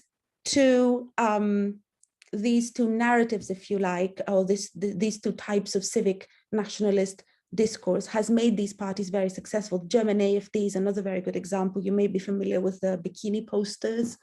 Again, the idea was the same. We are liberal democratic Westerners, and so we can't have these intolerant people come and threaten sort of our national identity. So I guess the key point of this part of the research is that first, I think academically, I think analytically, by focusing on populism, we are not capturing the key issues here, right? Because any party at the end of the day can be populist by talking about the people. But I think, so it could be a feature of the party, it could be a descriptor of the party, but analytically, it doesn't tell us why this party is necessarily getting the votes. I think it is nationalism that tells us why these parties are getting the votes, and particularly the emphasis on civic nationalism, which has these two strands, sort of anti-Islam plus jobs and compensation. Now, still, however, we have a gap, right? Because we have a lot of latent demand, so we have a lot of unhappy people. But then I know somebody will raise their hand and tell me there is no society that has only happy people. Okay, like every society has unhappy people. Surely Spain had really unhappy people 5 years ago during the economic crisis, but then they didn't vote for a far-right party until really recently. Why not? Right? There was a far-right party, it existed. The supply was there as well, but it just didn't capture the votes. So there is an intermediate level, I argue, that basically the policy level that tells us under what circumstances, basically the risks that drive the grievances may be compensated or may be mediated. And this is something, again, that is not really examined that much in the literature. So my argument here is that social policies mediate the insecurities that drive far-right party support through two mechanisms, the mechanism of compensation and the mechanism of protection. So compensation is in, if you lose your job, you know that you will not end up completely helpless. So there will be some kind of support for you. And protection, you know that if you are in employment, you are actually protected somehow. You've got some kind of workers' rights. You're not just going to be mistreated completely. Right. And so these policies, I will show you empirically, actually reduce the likelihood of supporting the far right among various types of individuals exposed to high economic risks. But let me evidence first and here I'll focus specifically on Brexit data, that indeed economic insecurity, unlike what much of the literature will argue, was an important, not the only, but an important driver of Brexit support.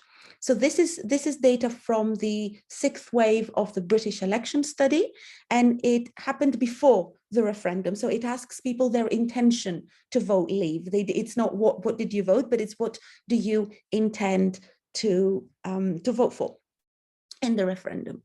Now, what we did here is we tried to measure, we basically identified a range of economic risks and tried to measure the extent to which these were predictors of voting leave. Now, what I want to say here is I think another issue that I'm trying to deal with while I offer this this typology of the different economic risks is that we tend to think that unemployment is the only economic risk, right? So we tend to say, how do we know if the economy drives something? We run a regression with unemployment. If unemployment doesn't correlate, that's boom, done. But I think an economic risk, right, is all about, it could be all about as well relative deprivation and very many other different dimensions of insecurity, right? So I think there's a really interesting paper in West European politics by Ben Ansel that talks about housing. We've put this in here, housing insecurity, right? There's also having an income but worrying about the income declining, also feeling you're at risk of poverty. So there are many other ways to measure economic insecurity than simply levels of unemployment. What we did here is look at risk of poverty, unemployment, as I said, housing insecurity, i.e. being in rented accommodation, income insecurity, i.e. relying on state benefits, and specific position in the labor market. And another graph for you. So this is what we found. More or less, a series of economic risks are indeed predictors, or were indeed at the time predictors of voting for Brexit. So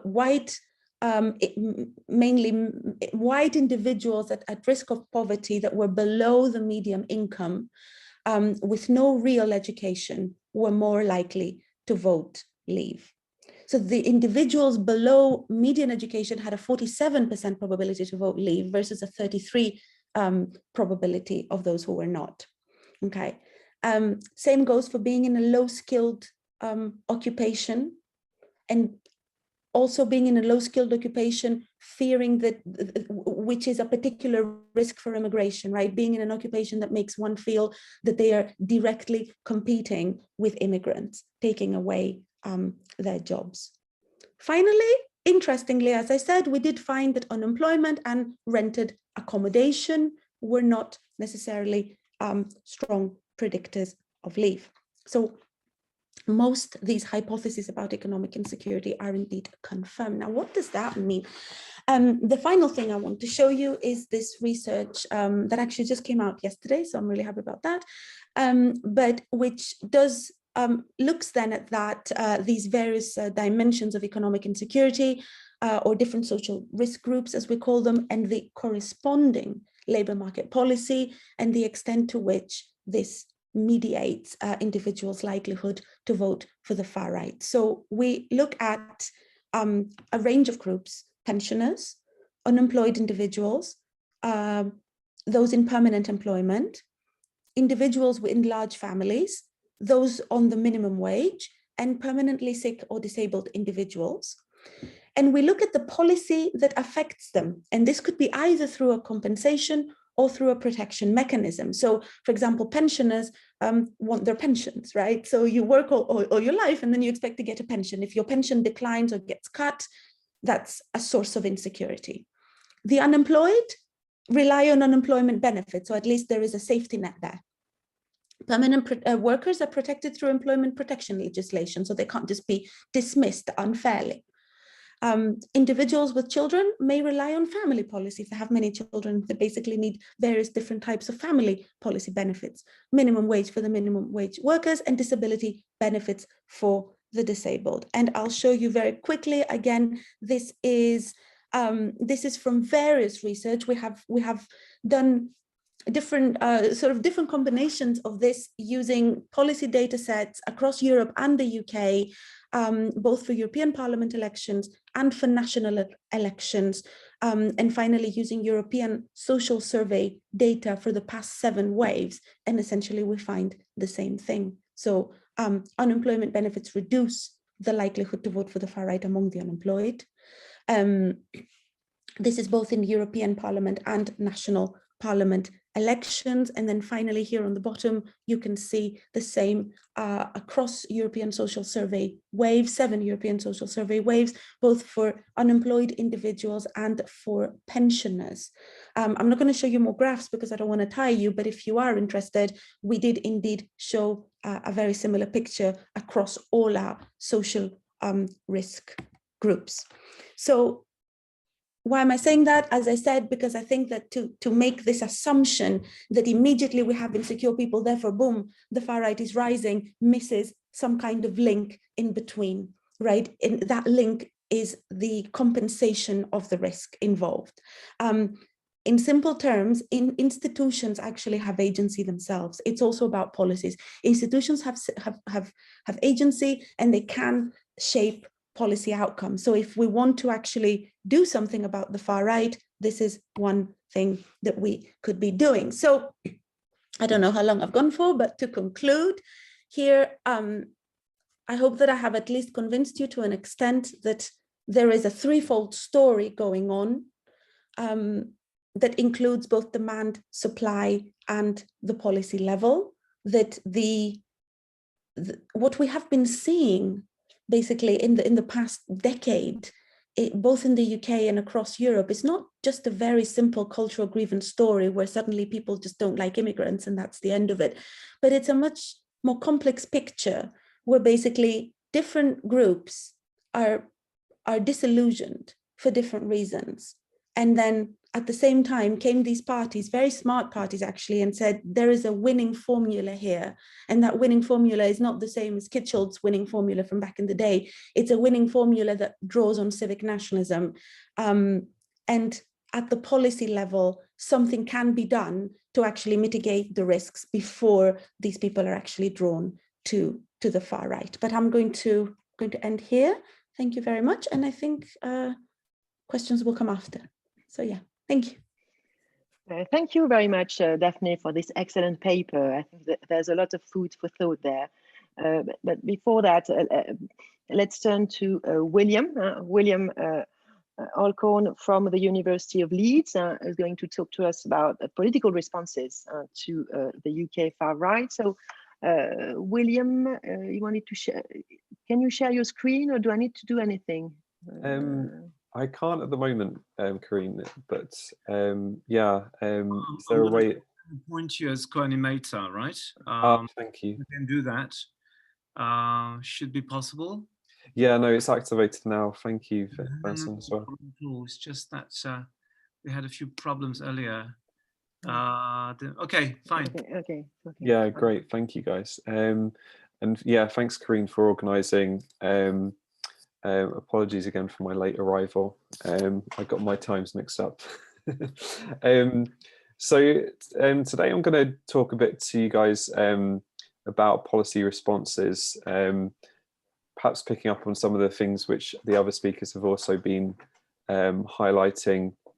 But I'm looking here more at extra parliamentary forms of mobilisation by the UK far right. And thinking in terms of policy streams around counter-extremism, but also countering violent extremism, which kind of then leads you into this space of counter-terrorism. So I'll talk to you a bit about some of my previous research, looking particularly at responses to anti-Islam protest movements in the UK, like EDL, Britain First, but I also update you on some research which I'm currently conducting as part of a centre that I helped to direct in the UK, the Centre for the Analysis of the Radical Right, and some research we're doing in terms of testing kind of counter messaging with far right sympathetic audiences. So yeah, we're just in the middle of that. So I mean, Chris has probably better explain this than me, but I'll have a shot at it quickly. when we're looking at the UK far right, we've obviously seen this shift away from electoralism towards street activism. I mean, certainly UKIP was, I guess, has radicalized obviously since Farage. Around probably 2016, I would probably say that the party was radical right rather than extreme or far right. But that notwithstanding, a lot of the groups that we saw in the early 2010s were groups like the English Defence League, then latterly Britain First. And yeah, we've seen this broader kind of splintering of the movement. And one of the kind of thinking about the local elections going forward this year, I think one key actor to watch is Patriotic Alternative, and to see whether they manage to mobilise any support. Also for Britain, maybe, but they only have I think 1 or 2 councillors. So electorally, the far right obviously isn't very powerful. After that implosion of the BNP at the 2010 after the 2010 general election. So yeah, so my research for PhD and kind of post PhD has focused on questions of policy responses and trying to kind of look into the literature that's already there, but also suggest ways that we can deal with these groups in a way that doesn't inflame or radicalize them, but tries to also trying to deal with some of the drivers of the problem. So it's really interesting to hear Daphne's presentation around some kind of protective factors that we can think about as a firewall when it comes to people voting for the far right. So yeah, POP has already been mentioned, and the research in political science on responses has tended to look more at the party political level.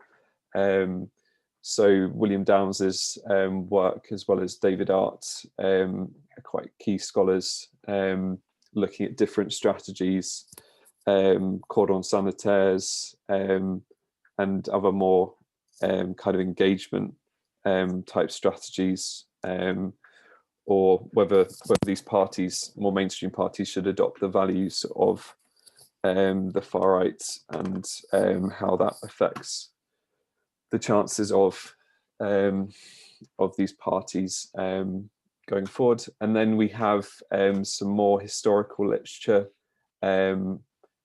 Giovanni Cappuccia and his look at, I think looking particularly at Italy, the system level forms of militant democracy that could be used to guard democratic systems from being eroded by the presence of extremist parties and actors. Ami Pedersen is quite is a scholar that I've always found inspiration from. He talks about uses a public health metaphor of an immunized democracy, and he talks about kind of educational barriers from below, so guarding people against prejudice through educational initiatives, but also from on top as well, having kind of firm legal parameters when dealing with the inclusion of extremist parties. Markopoulou and Norman, they kind of sit between I would say Cappuccia and Pedersen. They talk about kind of restrictions that could be put in place. I think another set of scholars talked about kind of concentric rings of different levels of inclusion of extremist parties within a democracy. So there's been a lot of study in the past, and then there's more kind of broader policy questions that we can think of, and I guess one of the hot topics is how you deal with groups that aren't necessarily kind of directly involved in terrorist action, but might inspire people to do so. The polarisation, which particularly the more kind of violent street-based movements create, and what other kind of procedural, educational policy approaches that can be kind of broadly stitched together in terms of to create this this immunized democracy that Ami Pelletier talks about. So I take this from, as you probably kind of picked up on, quite a normative standpoint. And so what I did for the book that I wrote for Routledge in 2018 was to talk a bit about some typologies that we can use to think about this kind of difficult question of responding. So I looked at kind of two kind of axes, inclusion versus exclusion, and used that as a guide for coding about 60 interviews I did with policymakers in 5 locations across the UK who had been on the receiving end of quite a number of demonstrations by the English Defence League and latterly Britain First also. So I apologise, isn't very isn't as legible as it could be, and I won't really labour on this because I'm just conscious of time. But I kind of tried to split them between different levels of severity in terms of responses, as well as kind of different timescales. Immunisation being a very long-term kind of exploit, but we can think of some kind of shorter-term ones. When I was talking to people responding to protest, it was a lot about, can we ban these marches versus, or let's kind of put on a media appearance, let's put some motions to the council and get some petitions signed, and yeah, to kind of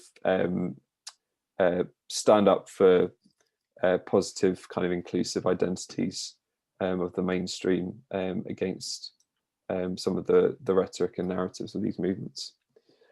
Yeah, in terms of system level responses, I've kind of talked about this, but we can think about several types that have been suggested in the literature. These more militant types of democracy, which we see in Germany in particular, more defensive ones, that, as I said, they kind of, you think about concentric rings of participation, not totally excluding the groups, but kind of limiting their impact, and then the immunization approach, which looks very much at the kind of mass level educational initiatives and more civil society responses. So yeah, the book kind of argues for an inclusionary turn, and the way I said that was not to kind of suggest that the kind of policies and value systems of these parties or movements should be included, but to kind of grapple with some of the drivers, both in terms of populism, so kind of anti-elite sentiments that have attracted people to these parties and movements, but also grappling with forms of racial and religious prejudice, and also fostering contact, because there's a fairly established intergroup contact literature, which shows that that's a fairly successful way of dialing down some of the polarization and prejudice. Okay, so the new piece of research, as I said, we've been looking at CAR at the kind of counter-narrative responses, and this takes things to more kind of counter-extremism, kind of countering violent extremism part of the policy spectrum. And there's a very kind of, I guess, particular or niche response. So there's been a kind of a growth in literature looking at responses, counter-narrative responses when it comes to Islamist extremism, but not so much in terms of the far right. If I show you guys some Web of Science graphs, counter-narratives, mainly in the kind of terrorism studies literature, have been studied quite a lot. It's interesting that in terms of that left graph, 2005 was a period when counter-narratives kind of entered the policy discourse around terrorism, and whether it would be a way of countering ideology, not necessarily, which is in terrorism studies is a bit of a hot debate about whether that's what people should be kind of going after in terms of trying to kind of dissuade people from engaging in these movements. And then on the right hand side, I did a Web of Science search for key terms around far-right counter-narratives, and there's only been a fairly minor amount of studies on that. It's a fairly kind of new avenue and an area of study. So as part of the project that we did at CAR, we did quite a comprehensive review in the first year, 2019 to 2020, and now we're engaging in trying to develop some testing.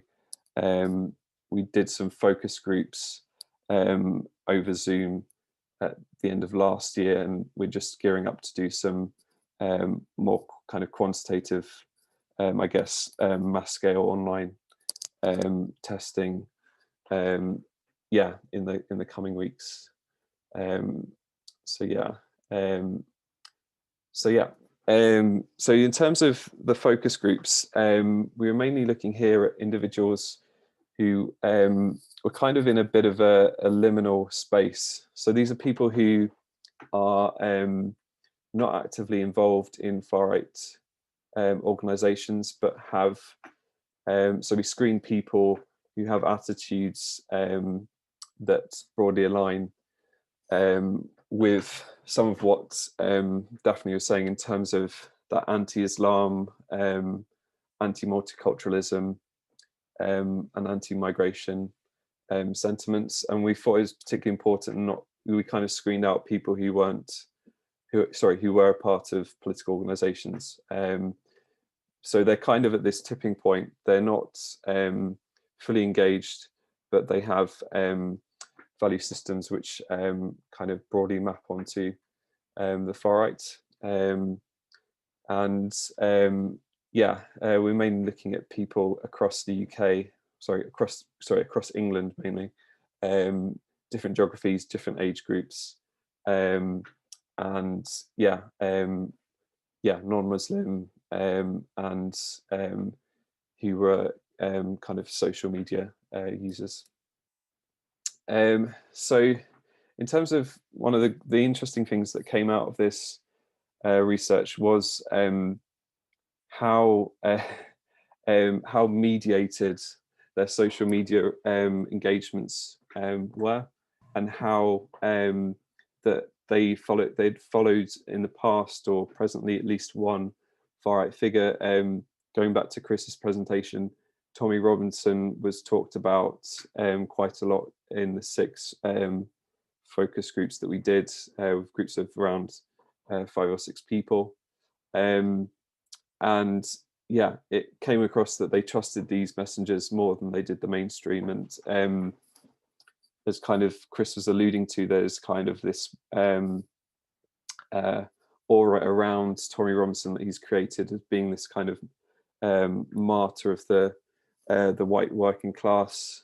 And a lot of them kind of went in their responses, but when we kind of pressed them about why do you support Tommy Robinson, or even someone like Katie Hopkins, it's kind of like, well, they say stuff that we can't say, because if we said it online in particular, we'd be called a racist. And another kind of thing which was interesting was that they played back to us kind of the language of diversity. So they would kind of say that, yeah, this idea of kind of anti-white racism, lots of belief in conspiracy theories as well, mainly to do with kind of the media and relating to QAnon as well, around saving children. But yeah, they were very reluctant to share or have conversations on public social media platforms. They often kind of tended to take their conversations to places like WhatsApp in order to kind of express what they really think. Yeah. I mean, in terms of some of the other findings, I mean, this was a really quite a fascinating piece of research, but it was also fairly depressing. There's been a shift, I think, amongst the extra parliamentary far right in the past year towards more biologized forms of racism. But what we were trying to test here was, those are some of the broader themes, which I'll come back to in a minute. We're trying to test bits of mocked up content to see what kind of cut through when we were looking at counter narratives.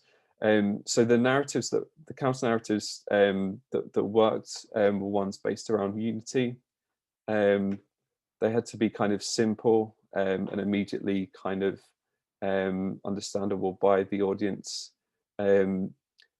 Arguments against the far right had to be watertight, especially when it came to Tommy Robinson. We played to them some figures around some memes around his financial earnings, and they were very keen to say that, oh, that's not correct, or kind of standing up for Tommy Robinson to say, oh, it's fair enough because he can't get a normal job, that sort of thing. Yeah, content needs to be kind of emotive and have a feel-good factor, and failing narratives were ones that were too nuanced, attacked the far right, singled out or kind of lifted up a single group. So we had ones that were kind of spotlighting like corner shop owners of minority ethnic backgrounds who were helping people during the COVID pandemic, but they saw that as kind of singling out people, and also ones that were too political. We did one kind of showing the makeup of the cabinet and kind of showing how white it was, and they didn't really like that. So it was quite a bracing but honest exchange that we got in those focus groups. Yeah. But I mean, to go back to the title of the paper, it was quite concerning, some of the broader findings and the conversations that were being played back to us. Certainly seems to be this kind of cultural element. These people on the value spectrum were more, I guess, traditionally conservative, and there definitely seems to be some issue extension on this kind of traditionalist, kind of liberal, cosmopolitan, kind of value spectrum from Brexit that we're seeing in the UK, and that's also being fanned by perhaps controversially say the government here as well. One of the interesting ones, as I said, was playing back that language of diversity, and saying that, like, some people were saying, the very extreme were saying, like, oh, white people aren't racist, like it's minorities that are being racist, talking a lot about kind of white marginalization, white victimhood, and so there's this interesting interplay with that and what they feel that they could have said online around stigma, and we've seen this in studies around kind of tribal stigmas, but also Hilary Pilkington, and how kind of aspirations in the English Defence League to non-racism actually slip back to racism in some circumstances. And this idea of being a post-racist society as well was perhaps a bit problematic. They were saying kind of it's not really an issue. Front-facing and back-facing behaviours, it's also interesting, and how they felt that they could enact their self in different situations in the online space. So on certain platforms, they knew not to express a view, but on others, they knew that it was safe to do so. So yeah. Just to conclude, the project so far has kind of exposed how post-racial conversations have hardened people to difficult conversations around race, religion, and ethnicity. It's clear that current polarisation that we're seeing in terms of that imported, perhaps, culture war has kind of affected this. And how stigma and perceptions of self also play a part in this. And so going forward as kind of call to action, I think it's important when we're looking at responses to avoid this polarization in how we approach these things, avoid stigmatizing people, and also stop kind of perhaps racializing. So talking about kind of the white working class, because I think it's a lot more nuanced, and from personal experience, a lot more of a thorny experience, both at the research end, but also the more practical end of how you respond to extreme right ideologies. So I kind of stopped there. And yeah, I'll be on the call for another minute or so if there's any more questions. Thank you. Right, thank you very much, William, for this very interesting paper. Not very optimistic, but yet very interesting. So now we're going to take questions from the audience. Yeah, I have a question actually. Yes. Roman? Yeah. Can I speak? Yeah, I can't see the screen, so. Yes. I have a question for Daphne. I thought it was a fascinating paper, a pretty impressive piece of comparative politics research there. Thank you very much. So it brings to mind a lot of different ideas and questions. One of them is just, I guess I'm just asking for clarification, just to make sure I'm really following. The whole passage of your paper where you talk about the meso level or the intermediate level, which essentially means social policy in the context of your paper. If we apply this to the British case, do you think we can establish, or do you think research has established that there's a link between austerity measures in the last 10 years in Britain and the rise of nationalism? Am I understanding things correctly, or am I pushing it too far? Or so? Can I respond? Sure. Yeah, yes, I think the very short answer to your question is yes. And as I said, what we did is data that includes Britain. So the UK is part of the data that the analysis that I have actually done. And it extends beyond austerity, right? So there are a range of these groups that feel insecure, and when they're compensated, they're less likely to vote for the far right. And I think the very brief study that we did of the British election study in particular confirms that. Now, I also know there is more material actually that does comparative work that focuses on austerity and finds some similar, has some similar findings that I'm happy to share with you. But so I think the answer is yes. And I don't know if I would say the rise of nationalism, because again, I don't know if voting for the far right is the same as the rise of nationalism, right? But I think if our dependent variable is voting behavior, in particular propensity to vote for a particular party, I think that yes, that propensity is indeed limited. At least that's what my and some other research I know of finds. Okay, thanks. Okay, do we have other questions? I have a question, maybe, if I may. Okay, yes. Hi, hello, good morning, everyone. Thank you for the extremely interesting presentations. My question goes to William mostly, but I guess Daphne could perhaps say something about it as well. You both identified the need for like institutional responses to far-right discourse ideology. How can these responses be legitimate in a context where like institutions in general, political institutions, have been discredited? And I think that's an important subtext to the Brexit vote. But you highlighted, William, some difficulties in your paper, which I found really interesting. But how can these top-down approaches be actually effective in a context? I mean, many of these populist movements also stress quite strongly an anti-elite sort of discourse. So how can these top-down approaches be perceived as legitimate and hence effective? Thanks.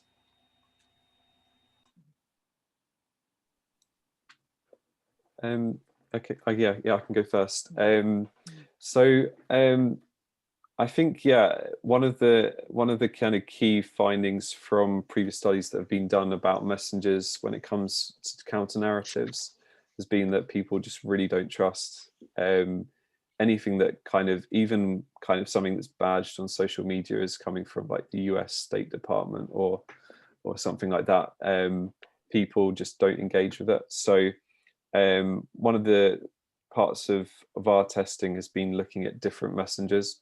And one of the pressing finding was that basically you have to have a white messenger in there alongside people from other races. Another thing that we kind of picked up on is that everyday individuals with powerful stories, either around how they've been affected by, let's say, like a particular form of terrorism, or in our case, we're going to test a video by a boxer based in Birmingham who's of Muslim background, but it kind of unpicks some of the stereotypes in the video. So yeah, I think it kind of to kind of respond in terms of messengers. I think everyday individuals perhaps a bit more meaningful. Is also in terms of messages, we found it very hard to engage in political conversations, simply because a lot of the people who we're talking to had learned anti-elitist scripts in their heads, and it created some kind of triggering. So this is one of the headaches of testing and looking at this work, because you have to find very nuanced ways of getting around some of these what's called reactants in the psychology literature. But yeah, that's kind of part of the challenge, really. So yeah, it's a good question though. Because it's a key kind of sticking point. And in terms of kind of the policy level, I think that's one of the difficulties as well in our societies, which are largely very individualistic. Having authority figures telling people what to do is also quite challenging, especially when you come to these movements that have quite a strong counter elite kind of message. So yeah, I've been worn down by the focus group research, but yeah, I take your point. Thanks for that, David. Can I just come in and yeah, sure. Yes. I think that's a really, really good question, but I'm going to answer it by questioning your question. So I think the fact that these parties themselves use the anti-elitist narrative doesn't mean that at the voter level, these people, all these voters have these narratives. And in fact, I tell you two really puzzling things, right? So first, it is true that, so again, using European social survey data, I've done a bit of that work, and it is true that across the general population, generally speaking, those who distrust institutions tend to vote for the far right. However, first, across Europe, there are the highest levels of trust. So European countries have actually higher levels of trust on aggregate than, say, outside Europe. And in many instances, we have seen that these parties have done well among societies that have very high levels of trust. For example, the Netherlands during Pim Fortuyn. Now, really interestingly, in a piece that I'm working right now, we found the following. We looked at levels of trust across different types of voter groups, sort of the peripheral and the core voters. And funnily enough, those very strongly anti-immigrant individuals who are highly likely to vote for the far right tend to have very high levels of trust. So in fact, what you get is a really opposite picture of what you're expecting. What you get is that actually maybe there is a welfare chauvinism mechanism going on there, but these people are so concerned about, so proud of their institutions and so concerned about losing them to outsiders. And so they actually indicate very strong levels of trust. So just to say, I think again that I think you're right in that there is a trust dynamic going on, but I think that trust dynamic is so much more complex than just to say people have completely shown that institutions are useless.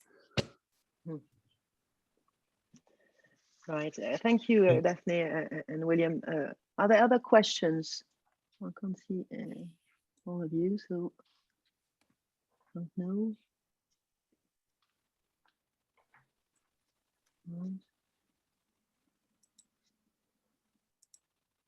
Do we actually have time for any more questions? I mean, we're already beyond schedule. Yes, so I guess so. I'm turning to Vincent and Romain just to ask. I guess we are already late indeed. So if there are no more questions, it's probably time to wrap things up. And I just want to remind everybody, I've just written on the chat box that the next session is on Monday, 12th of April at the same time. It's going to be about immigration, Brexit, and we look forward to seeing you all there as well. And thank you again, of course, Karine, for the great panel today. We're very happy to have kicked off our session with this really good panel, a good subject. So thanks to all four speakers. Yeah. And to the audience. Yes, thank you. Yeah. Yes, I'd like to thank you all indeed. I think this has been a very interesting discussion, so I'm very grateful to you all. Yeah, thank you. Thank you very much.